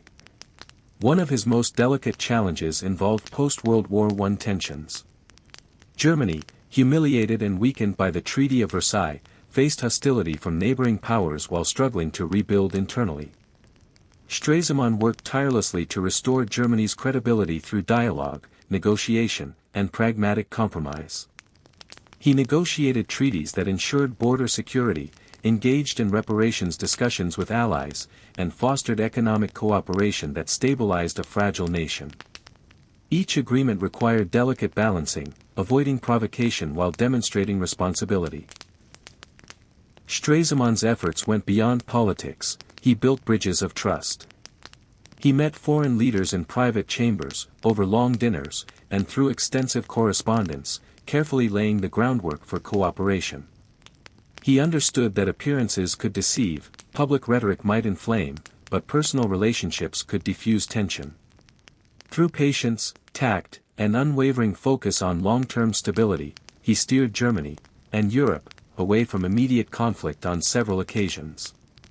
His legacy illustrates that leadership is not only measured in battles fought or armies commanded but in crises averted. Stresemann's diplomacy prevented wars, stabilized economies, and provided a blueprint for negotiation under extreme pressure. He demonstrated that intellect, emotional intelligence, and strategic patience can rival military might in shaping history. Europe, at least temporarily, was spared further bloodshed, thanks to the skill of one man who understood that sometimes the greatest victories are those that never appear on a battlefield. Count Gustav Stresemann's story remains a testament to the power of diplomacy. By navigating a labyrinth of tension, fear, and ambition, he showed that thoughtful negotiation, courage, and strategic vision can protect nations from destruction. In a world poised on the edge of chaos, his efforts proved that foresight, patience, and human understanding could preserve peace, even when the forces of history seemed determined to ignite war. Chapter 44, The Inventor Who Changed the Way the World Communicated. The year was 1876, and in a small laboratory filled with wires, glass tubes, and the faint smell of burnt metal, Alexander Graham Bell worked tirelessly on an invention that would forever transform human interaction. For years, Bell had been obsessed with sound, speech, and the mechanics of hearing, influenced by his mother and wife, both of whom were deaf. His fascination was not purely scientific, it was deeply personal. He sought a way to bridge distances and allow people to speak to one another across space, a challenge that required ingenuity, persistence, and vision. Bell's experiments were painstaking. He connected magnets to diaphragms, experimented with varying frequencies, and tested countless circuits. Days and nights blurred as he and his assistant, Thomas Watson, pursued the elusive goal of transmitting the human voice electrically. Failures were frequent, and skeptics abounded, questioning whether such a device could ever work. Yet Bell's determination never wavered. Every setback became a lesson, every misfire a step closer to discovery. The breakthrough came on March 10, 1876. With trembling hands and a heart pounding in anticipation, Bell spoke the words, "Mr. Watson, come here, I want to see you," into his prototype device. Across the room, Watson heard the voice clearly through a receiver, and in that moment, the impossible became reality. The telephone was born, a device that could carry human speech across wires, shrinking distances and connecting people in ways previously unimaginable. The implications were immediate and profound, extending beyond households to businesses, governments, and eventually the world. Bell understood that invention alone was not enough, communication of the innovation was essential. He navigated patents, skeptical investors, and international competitions, ensuring that the telephone reached both Europe and America. As the device spread, society transformed, commerce accelerated, personal connections deepened, and information could travel faster than ever before. Bell's invention became a conduit for ideas, relationships, and progress, demonstrating that technology could reshape civilization itself. Yet Bell's story is not only about ingenuity, it is about persistence, observation, and human empathy. His lifelong fascination with sound, born from a desire to help the hearing impaired, led to a creation that transcended his personal goals. He showed that inventions, when combined with vision, patience, and courage, could create ripples through time that affect generations. In a small laboratory, a voice spoke across wires for the first time, and the world would never again be the same. Alexander Graham Bell's legacy is a reminder that the greatest innovations arise from curiosity, dedication, and the willingness to challenge what seems impossible. By daring to imagine a world connected by sound, he changed the course of human communication, proving that one determined mind can reshape society, bridge distances, and leave an enduring mark on history. Chapter 45: The General Who Changed the Tactics of War Forever. The roar of cannons and the clash of steel filled the fields of France in the early 19th century. Amid the chaos, a figure rode swiftly along the lines, assessing the battlefield with keen eyes and unmatched intuition. Napoleon Bonaparte, already famed for his victories across Europe, was not only a master of strategy but a revolutionary in military tactics. His campaigns would alter the nature of warfare, introducing concepts that would be studied and emulated for generations. Napoleon's genius lay in his ability to see the battlefield as a living, shifting organism. He integrated speed, surprise, and mobility in ways that had rarely been attempted before. Armies were divided into corps, each capable of independent action yet coordinated for a larger strategy. Artillery, previously static and cumbersome, became a mobile force, supporting rapid infantry maneuvers and creating opportunities to exploit enemy weaknesses.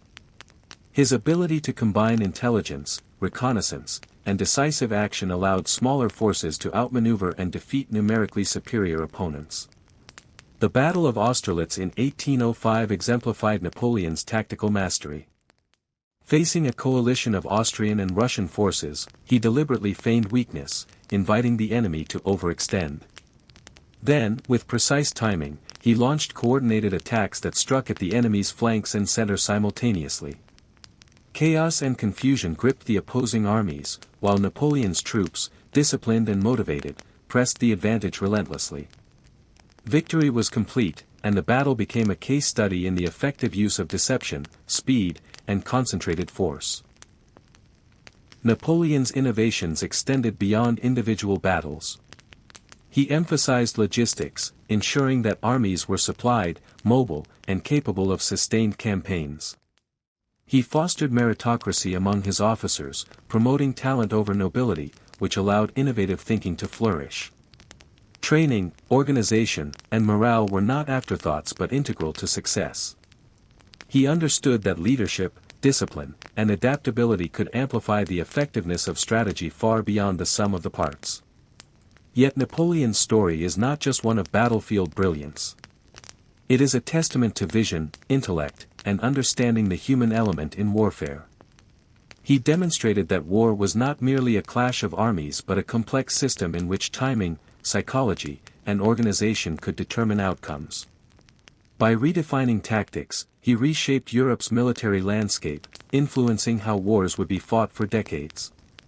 Napoleon's legacy endures in military academies, strategy manuals, and historical memory. He showed that innovation, courage, and meticulous planning could change the art of war, proving that the mind could be as powerful a weapon as any sword or cannon. The general who rode across the smoke-filled fields not only won battles but transformed warfare itself, leaving a mark on history that would be studied and revered for centuries. Chapter 46: The Explorer Who Crossed the Sahara Alone. The Sahara stretched endlessly under the blistering sun, a vast ocean of golden sand where the horizon seemed to vanish into heat and mirage. In the early 20th century, Henri Duveyrier, a French explorer and ethnographer, embarked on a journey that would test the limits of human endurance and determination. His goal was not merely to traverse the desert but to understand the lives, cultures, and routes of the Tuareg people, whose knowledge of the Sahara was unparalleled. Alone or with minimal companions, Duveyrier faced a landscape as beautiful as it was lethal. The desert presented challenges that went beyond physical exertion. Water was scarce, temperatures swung from unbearable heat by day to freezing cold by night, and sandstorms could erase tracks in minutes. Duveyrier had to ration supplies, navigate using the stars and landmarks, and anticipate the whims of the desert itself. He also had to earn the trust of nomadic tribes, adapting to their customs and learning their secrets to survive. Every decision, from when to travel to where to set camp, was a matter of life or death. Duveyriers' ingenuity became his lifeline. He learned to identify edible plants, locate hidden water sources, and read the subtle signs of the desert terrain. He carried only what was necessary, relying on his knowledge and the guidance of local companions. He meticulously documented routes, wells, and oases, creating maps that would later guide future explorers across one of the most forbidding landscapes on Earth. His journals contained not only geographic information but insights into Tuareg culture, social structures, and survival techniques. Isolation in the desert tested Duveyriers' resilience. The endless monotony of sand, the silence broken only by wind, and the knowledge that a single mistake could be fatal weighed heavily. Yet he pressed on, driven by curiosity, purpose, and a commitment to observation. He learned to anticipate the desert's moods, from sudden storms to shifting dunes, and adapted his pace and tactics accordingly. Each success reinforced confidence, and each hardship taught lessons that would ensure survival and enrich his understanding of the world. Duveyriers' journey across the Sahara demonstrated that exploration is as much about intellect and cultural understanding as it is about physical endurance. He bridged gaps between Europe and the desert, preserving knowledge of geography, navigation, and local cultures that might otherwise have been lost. His courage, meticulous preparation, and adaptability transformed an impossible journey into a pioneering expedition that inspired countless explorers and scholars. Henri Duveyriers' legacy endures as a testament to human curiosity and resilience.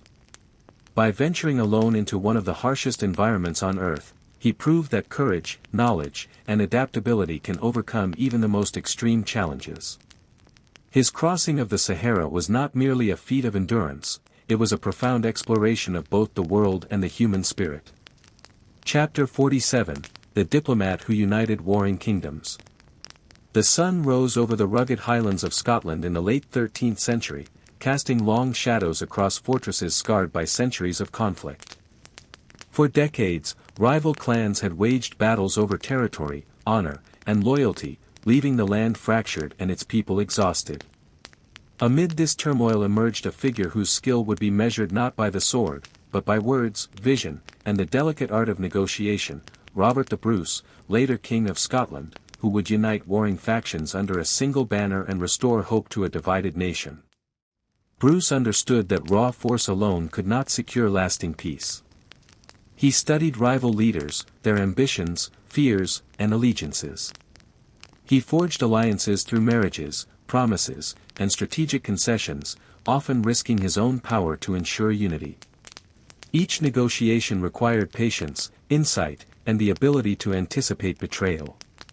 He knew that uniting Scotland would require balancing honor and pragmatism, respecting tradition while charting a path toward collective strength. The challenges were immense. Clans who had fought each other for generations were reluctant to trust a central authority. Loyalties shifted unpredictably, and foreign powers, including England, sought to exploit the divisions for their own gain. Yet Robert the Bruce navigated this precarious landscape with careful strategy. He convened councils, mediated disputes, and leveraged shared cultural identity to create a sense of purpose among the fractious clans. Through persistence, he built consensus where others saw only conflict. Bruce's leadership extended beyond diplomacy. He combined negotiation with decisive military action, demonstrating that authority rested on both respect and competence. Battles, when unavoidable, were fought with precision, often at key moments designed to reinforce his political agreements and strengthen alliances. His victories on the battlefield reinforced trust, showing that he could defend the nation while promoting unity. The result was a Scotland transformed. Once divided and weakened, the clans coalesced into a single political entity capable of resisting external threats. Robert the Bruce's efforts laid the foundation for national identity, stability, and resilience. His approach illustrates that true leadership often requires a combination of diplomacy, courage, and strategic foresight. By prioritizing unity over personal glory, he achieved what brute force alone could not, enduring peace and national cohesion. Robert the Bruce's legacy endures as a reminder that diplomacy can be as powerful as warfare. Through careful negotiation, patience, and strategic vision, he united warring kingdoms, safeguarded sovereignty, and inspired generations. His story shows that leadership is not merely about command or conquest, it is about understanding people, building trust, and creating a vision compelling enough to transcend centuries of division. Chapter 48, The Explorer Who Crossed the Amazon. The Amazon rainforest stretched endlessly, a dense, vibrant, and treacherous jungle teeming with life. In 1541, Francisco de Orellana, a Spanish explorer, embarked on an expedition that would take him down the uncharted waterways of South America, navigating one of the most formidable and mysterious regions on Earth. His goal was to find new territories, riches, and trade routes, yet what awaited him was a challenge of endurance, leadership, and survival unlike any other. Orellana's journey began with optimism, but the jungle soon tested every skill and decision. Rivers swelled unpredictably, the current strong and erratic. Tropical storms drenched men and supplies, while disease, hunger, and fatigue plagued the expedition. He faced not only natural obstacles but also unfamiliar wildlife, venomous snakes, swarming insects, and predators hidden within the dense foliage. Each day required ingenuity, adaptability, and the courage to press onward despite overwhelming uncertainty. Leadership became Orellana's most vital tool. As supplies dwindled and morale faltered, he made critical decisions that balanced survival with exploration. He rationed food carefully, organized scouting parties, and kept his men focused on incremental goals rather than the seemingly endless journey ahead. He also engaged with indigenous communities, learning to navigate both the terrain and the complex social structures of the people he encountered. These interactions provided essential knowledge and sometimes offered temporary refuge from the jungle's perils. Chapter 49, The Queen Who Defended Her Throne Against Invaders. The walls of Joan of Navarre's castle trembled under the pounding of siege engines, while the distant cries of soldiers echoed across the valley. It was the early 15th century, and the small but strategically vital kingdom of Navarre was under threat from neighboring powers eager to expand their influence. As queen, Joan faced not only the external dangers of invasion but also the internal challenge of asserting her authority in a world where female rulers were often dismissed or underestimated. Yet her courage, intelligence, and resolve would prove decisive. Joan understood that defense required more than soldiers, it required strategy, morale, and innovation. She inspected fortifications, reinforced walls, and ensured supplies were stockpiled to withstand a prolonged siege. She coordinated with her generals to establish communication lines, contingency plans, and intelligence networks. Every decision reflected a keen awareness of both military and political dynamics, demonstrating that leadership is as much about foresight as it is about bravery. As enemy forces advanced, Joan personally led defensive measures. She oversaw the deployment of archers, instructed engineers on the construction of traps and barriers, and maintained a constant presence among her troops. Her courage inspired soldiers and civilians alike, transforming fear into determination. Even in moments when the situation seemed dire, she maintained clarity and decisiveness, understanding that hesitation could invite disaster. The siege tested every aspect of her leadership. Provisions dwindled, disease threatened the defenders, and the enemy attempted to exploit divisions within the kingdom. Yet Joan's careful planning, negotiation skills, and unwavering resolve enabled her to repel attacks and maintain cohesion among her people. She also engaged in diplomacy, sending envoys to negotiate truces, gather allies, and buy time to strengthen her defenses. Through a combination of strategy, courage, and intelligence, she transformed a vulnerable kingdom into a resilient fortress. Joan's victory was not only military but symbolic. By defending her throne and preserving her kingdom's independence, she shattered expectations about the limitations of female leadership in a patriarchal world. Her actions demonstrated that determination, intellect, and courage could overcome overwhelming odds. She proved that the strength of a ruler is measured not just by the size of an army but by vision, strategy, and the ability to inspire loyalty in others. Queen Joan of Navarre's legacy endures as a testament to leadership under pressure. By defending her throne against formidable invaders, she ensured the survival of her kingdom and inspired generations with her courage, intelligence, and resilience. Her story shows that true power lies in strategic thinking, steadfast resolve, and the ability to rise to the demands of history, even when the world doubts your authority.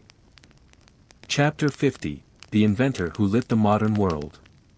The hum of machinery, the scent of chemicals, and the faint glow of experimental filaments filled Thomas Edison's workshop in Menlo Park in the late 1870s.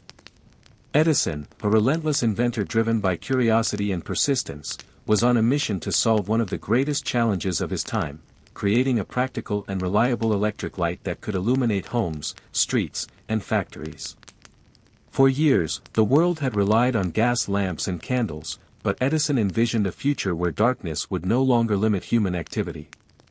Edison's path was marked by tireless experimentation. He tested thousands of materials for the filament, experimented with vacuum tubes, and meticulously analyzed failures to inform the next attempt. Each setback was not discouragement but data. Edison famously noted that he had not failed but rather found thousands of ways that would not work. His persistence, methodical approach, and willingness to embrace trial and error became the hallmark of his inventive process. In 1879, after countless experiments, Edison achieved a breakthrough. Using a carbonized bamboo filament within a carefully evacuated glass bulb, he created a lamp that could burn steadily for hours, providing safe and practical illumination. This invention was more than a lamp, it was a revolution. It transformed daily life, extended productive hours, and enabled new forms of social and economic activity. Streets, homes, and factories could operate safely after dark, fundamentally changing the rhythm of human life. Edison's achievement was not limited to invention alone, he understood the importance of systems. He developed generators, wiring networks, and distribution methods to bring electric light to cities, laying the foundation for modern electrification. His vision extended beyond the laboratory into society, demonstrating that true innovation requires both creativity and practical implementation. The story of Edison illuminates the intersection of perseverance, intelligence, and vision. He combined scientific curiosity with a pragmatic approach, transforming abstract ideas into tangible benefits for millions. His inventions, particularly the electric light, reshaped urban life, industry, and culture, proving that innovation has the power to redefine the human experience. Thomas Edison's legacy endures not only in the glow of electric light but in the spirit of relentless experimentation and problem-solving. By refusing to accept limitations, embracing failure as a teacher, and pursuing a vision larger than himself, he transformed the modern world. His story reminds us that progress is often built on persistence, creativity, and the courage to illuminate what was once shrouded in darkness. Chapter 51: The Explorer Who Sailed to the Edge of the World. The horizon stretched endlessly across the southern seas, a boundless expanse of water that seemed to merge with the sky. In 1519, Ferdinand Magellan, a Portuguese navigator sailing under the Spanish crown, embarked on a journey that would test the limits of human endurance, leadership, and courage. His goal was audacious: to find a westward route to the Spice Islands, a voyage that would ultimately become the first circumnavigation of the globe and forever alter humanity's understanding of the world. Magellan faced monumental challenges from the outset. His fleet of 5 ships carried hundreds of men, yet supplies were limited, and the crew was divided by fear, mutiny, and uncertainty. Navigating unknown oceans required mastery of celestial observation, knowledge of currents, and the ability to anticipate storms and hidden reefs. Magellan's leadership was tested at every turn. He had to maintain discipline, inspire loyalty, and make life-or-death decisions in a world where a single miscalculation could spell disaster. As the fleet rounded the southern tip of South America, entering what would later be named the Strait of Magellan, conditions became even more perilous. Treacherous waters, strong tides, and sudden weather changes threatened to destroy the ships. Yet Magellan's careful observation, strategic planning, and unflinching courage allowed them to navigate these dangers. His ability to combine precise calculation with instinctive understanding of the sea demonstrated why he was one of the greatest explorers of his era. The journey was also marked by cultural encounters and unexpected diplomacy. Magellan and his crew interacted with indigenous peoples along the coasts, sometimes clashing, sometimes trading, and always learning. These interactions provided essential knowledge for navigation, provisions, and survival, and they revealed the richness and diversity of the lands beyond Europe's imagination.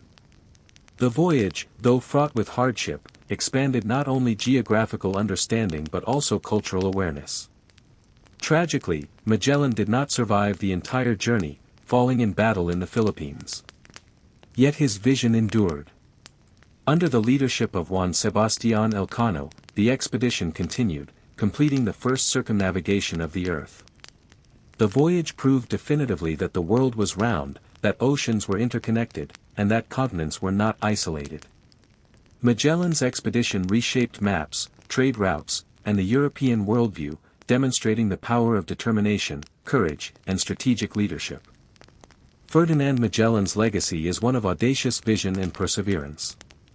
By sailing to the edge of the known world, he expanded the boundaries of human knowledge and opened pathways for global exploration. His story shows that true exploration requires intellect, courage, and the willingness to confront the unknown, leaving a mark on history that endures far beyond the life of the explorer himself. Chapter 52, The General Who Rewrote the Rules of Cavalry Warfare. The thunder of hooves echoed across the plains of Europe, dust rising from the ground as mounted soldiers charged with disciplined precision. It was the early 18th century, and Georgy Zhukov's predecessors had yet to fully grasp the transformative potential of cavalry tactics in modern warfare.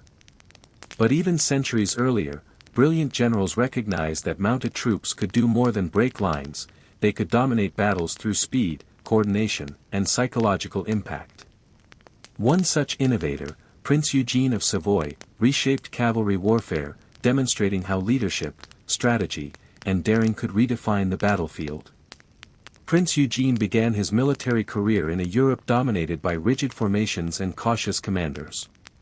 Observing the inefficiencies of traditional cavalry, uncoordinated charges, predictable maneuvers, and heavy losses, he developed a new doctrine emphasizing flexibility, intelligence, and timing. Cavalry was no longer just a hammer to strike the enemy but a versatile instrument to scout, flank, and exploit weaknesses. Eugene trained his troops meticulously, drilling them in rapid maneuvers, coordinated volleys, and surprise attacks that could turn the tide of battle in moments. The general's innovations were tested repeatedly in campaigns against the Ottoman Empire and French forces. At the Battle of Zenta in 1697, Eugene demonstrated his mastery. He positioned cavalry units to strike at critical points, using terrain to his advantage, and coordinated with infantry and artillery to maximize impact. The result was a devastating defeat for the enemy, achieved with precision rather than brute force. Observers marveled at his ability to read the battlefield, anticipate enemy movements, and deploy forces with surgical efficiency. Beyond battlefield tactics, Eugene's genius lay in leadership. He inspired loyalty, courage, and discipline among his men. Cavalry, a traditionally elite but sometimes unruly force, became a cohesive, reliable arm of the army under his guidance. He recognized that morale, communication, and the human element were as critical as horses, weapons, or strategy. His careful preparation, combined with audacious execution, ensured that victories were both decisive and sustainable. Prince Eugene's legacy reshaped European warfare. He proved that cavalry, when combined with strategy, intelligence, and leadership, could dominate in ways previously unimagined. His methods influenced generations of commanders, illustrating that innovation in military tactics often arises from observation, analysis, and the courage to challenge convention. By rewriting the rules of cavalry warfare, Eugene transformed the battlefield and left a lasting mark on military history, showing that brilliance in strategy can triumph over tradition, numbers, and expectation. Chapter 53, The Explorer Who Climbed the World's Highest Peaks. The Himalayan winds howled with a fury that could strip flesh from bone, and jagged peaks pierced the sky like frozen sentinels. In the early 20th century, George Mallory, a British mountaineer, stood at the base of Mount Everest, driven by a singular goal: to conquer the tallest mountain on Earth. Unlike previous explorers who had charted lands and rivers, Mallory faced a challenge that tested not only physical endurance but human courage, ingenuity, and the very limits of survival. From the outset, the climb demanded meticulous preparation. Mallory and his team studied the mountain's geography, weather patterns, and altitude-related dangers. Supplies had to be carried across treacherous terrain, including glaciers, crevasses, and unstable rock faces. Equipment was rudimentary by modern standards: heavy boots, wool clothing, and oxygen apparatus that were barely effective. Yet despite these limitations, Mallory pressed onward, driven by the conviction that reaching the summit would expand the boundaries of human achievement. The ascent was fraught with peril. Frostbite, avalanches, and altitude sickness claimed strength and threatened lives daily. Mallory and his companions relied on ropes, ice axes, and improvised climbing techniques to navigate vertical cliffs and ice walls. At every step, the margin for error was razor-thin, and decision-making had to be precise and swift. Yet Mallory's leadership and experience inspired his team to persevere through fatigue, fear, and the constant presence of death. Chapter 54, The Admiral Who Dominated the Seas. The roar of cannons and the smell of salt and smoke filled the air as ships maneuvered through storm-tossed waters. In the late 16th century, Sir Francis Drake, an English admiral and privateer, carved his name into history by challenging the dominant naval powers of Spain and expanding England's influence across the seas. Drake's genius lay not only in his audacity but in his understanding of strategy, innovation, and the human element of naval warfare. Drake's expeditions were meticulously planned yet daringly executed. He combined intelligence gathering, careful navigation, and precise timing to strike at key Spanish strongholds, often sailing thousands of miles into unknown waters. His mastery of the seas allowed him to evade superior forces, exploit weaknesses, and conduct raids that were both economically devastating to enemies and highly profitable for England. The famous circumnavigation of the globe in 1577 to 1580 was more than an act of exploration. It was a demonstration of endurance, leadership, and strategic brilliance on an unprecedented scale. What set Drake apart was his ability to inspire loyalty among his crew. Life at sea was grueling: storms, disease, and the constant threat of enemy attack tested men to their limits. Drake maintained morale through leadership, discipline, and personal courage, often taking the most dangerous positions himself. He balanced risk and reward, understanding that the cohesion of his crew was as crucial as the firepower of his ships. Drake's influence extended beyond individual battles. He innovated naval tactics, emphasizing mobility, surprise attacks, and the effective use of artillery. He demonstrated that smaller, well-led fleets could outmaneuver larger forces, changing the way naval warfare was conducted in Europe. His knowledge of global trade routes, winds, and ocean currents enabled him to plan voyages with precision, making England a dominant maritime power for decades to come.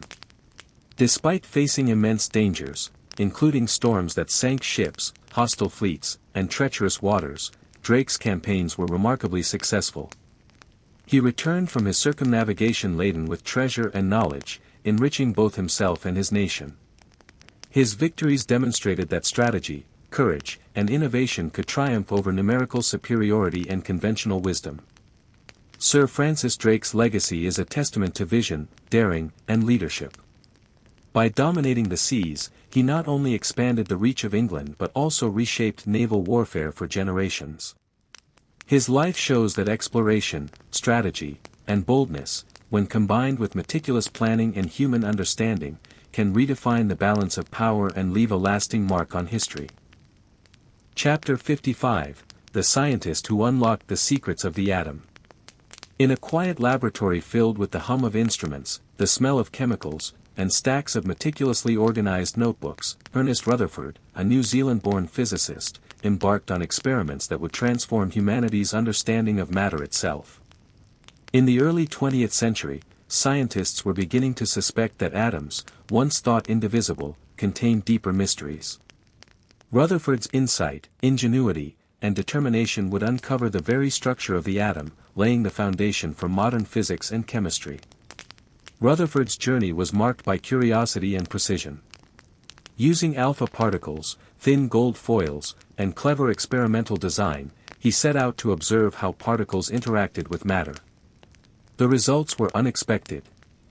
Some particles passed straight through the foil, while others deflected at sharp angles, a phenomenon that defied the existing plum pudding model of the atom.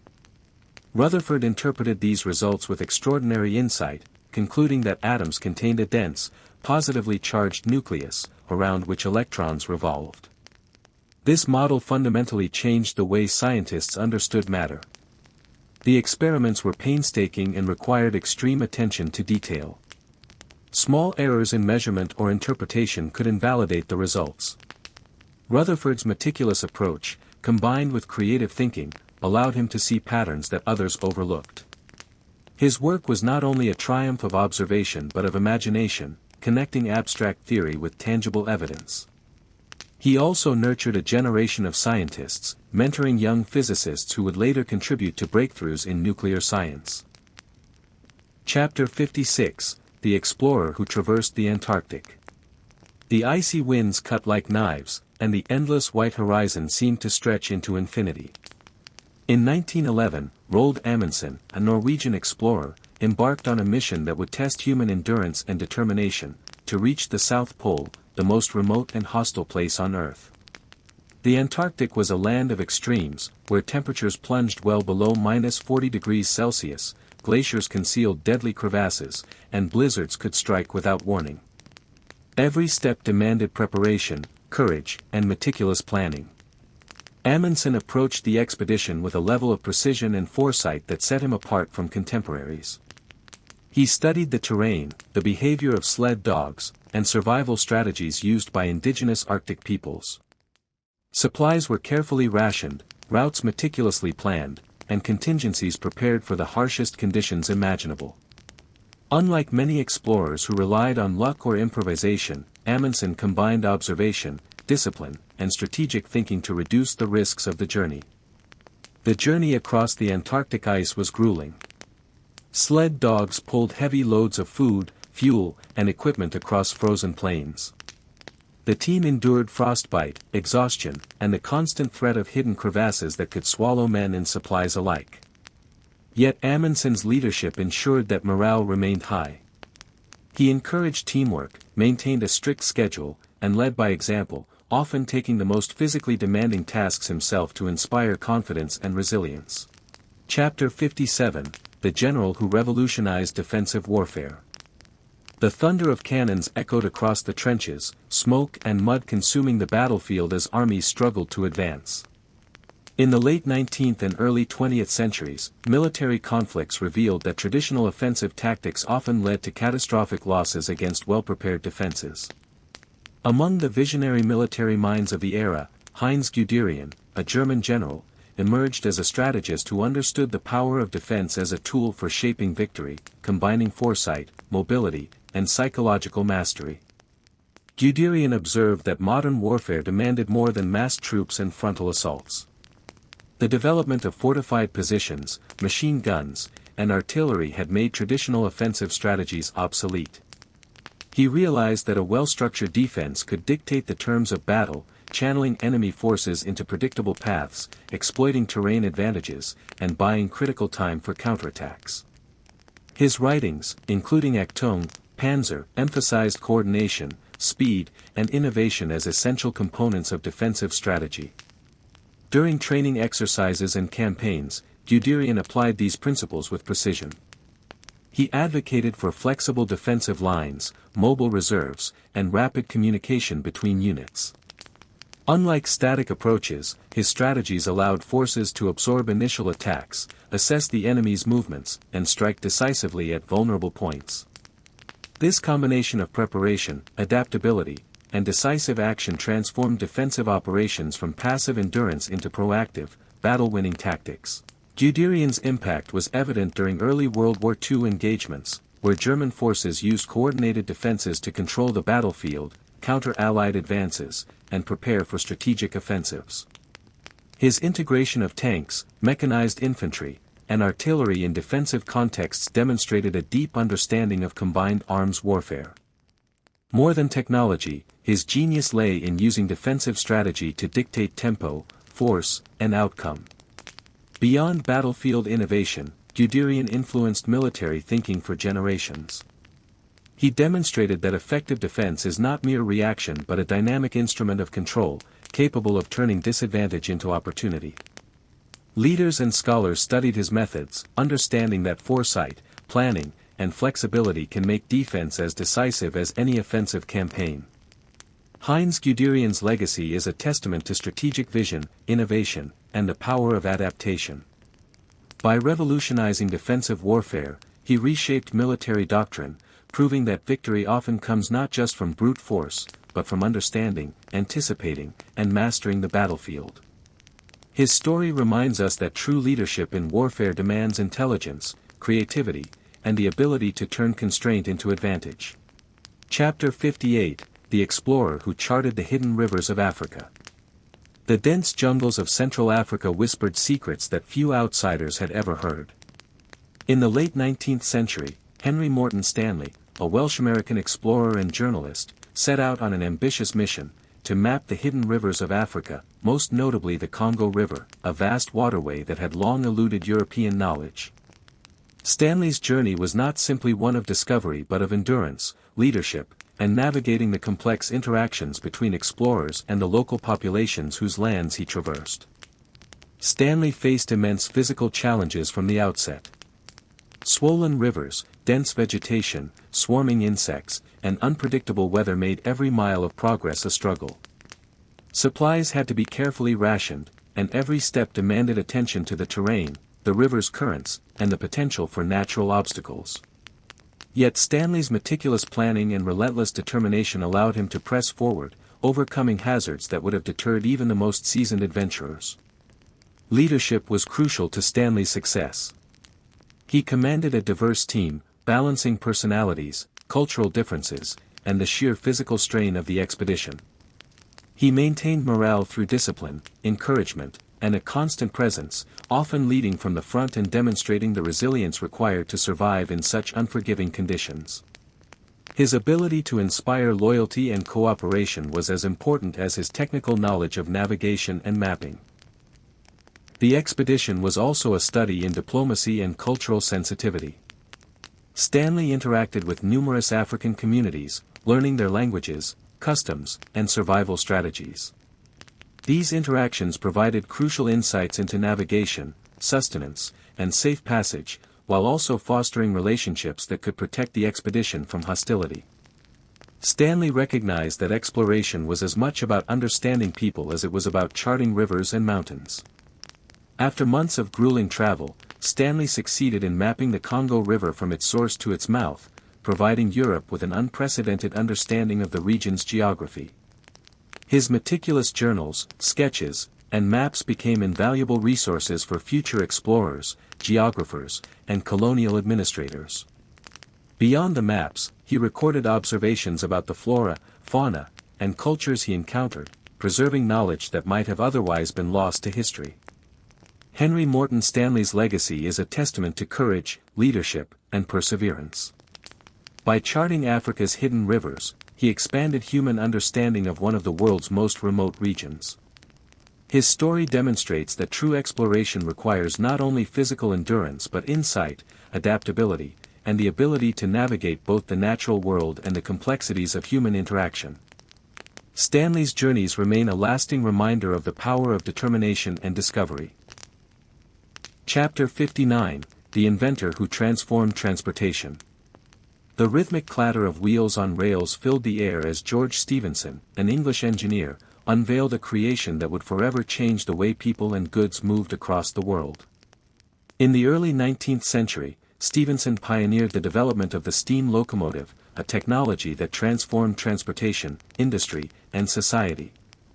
His vision was not simply to create a faster way to travel but to lay the foundation for a new era of connectivity and commerce. Stephenson's path was one of relentless experimentation and engineering ingenuity. He combined knowledge of mechanics, steam power, and metallurgy to design locomotives capable of reliable, efficient travel. Early attempts were fraught with challenges: engines overheated, tracks buckled, and materials often failed under stress. Yet Stephenson approached each setback methodically, learning from failure, refining designs, and innovating solutions that would make rail travel practical and safe. The launch of the rocket in 1829 marked a turning point. Designed for the Rainhill trials in England, this locomotive demonstrated unprecedented speed, efficiency, and reliability. It was a triumph not only of engineering but of vision, showing that steam-powered transportation could revolutionize commerce and daily life. Railways began to crisscross landscapes, linking cities, enabling trade, and shrinking distances in ways previously unimaginable. Stephenson's influence extended beyond locomotives.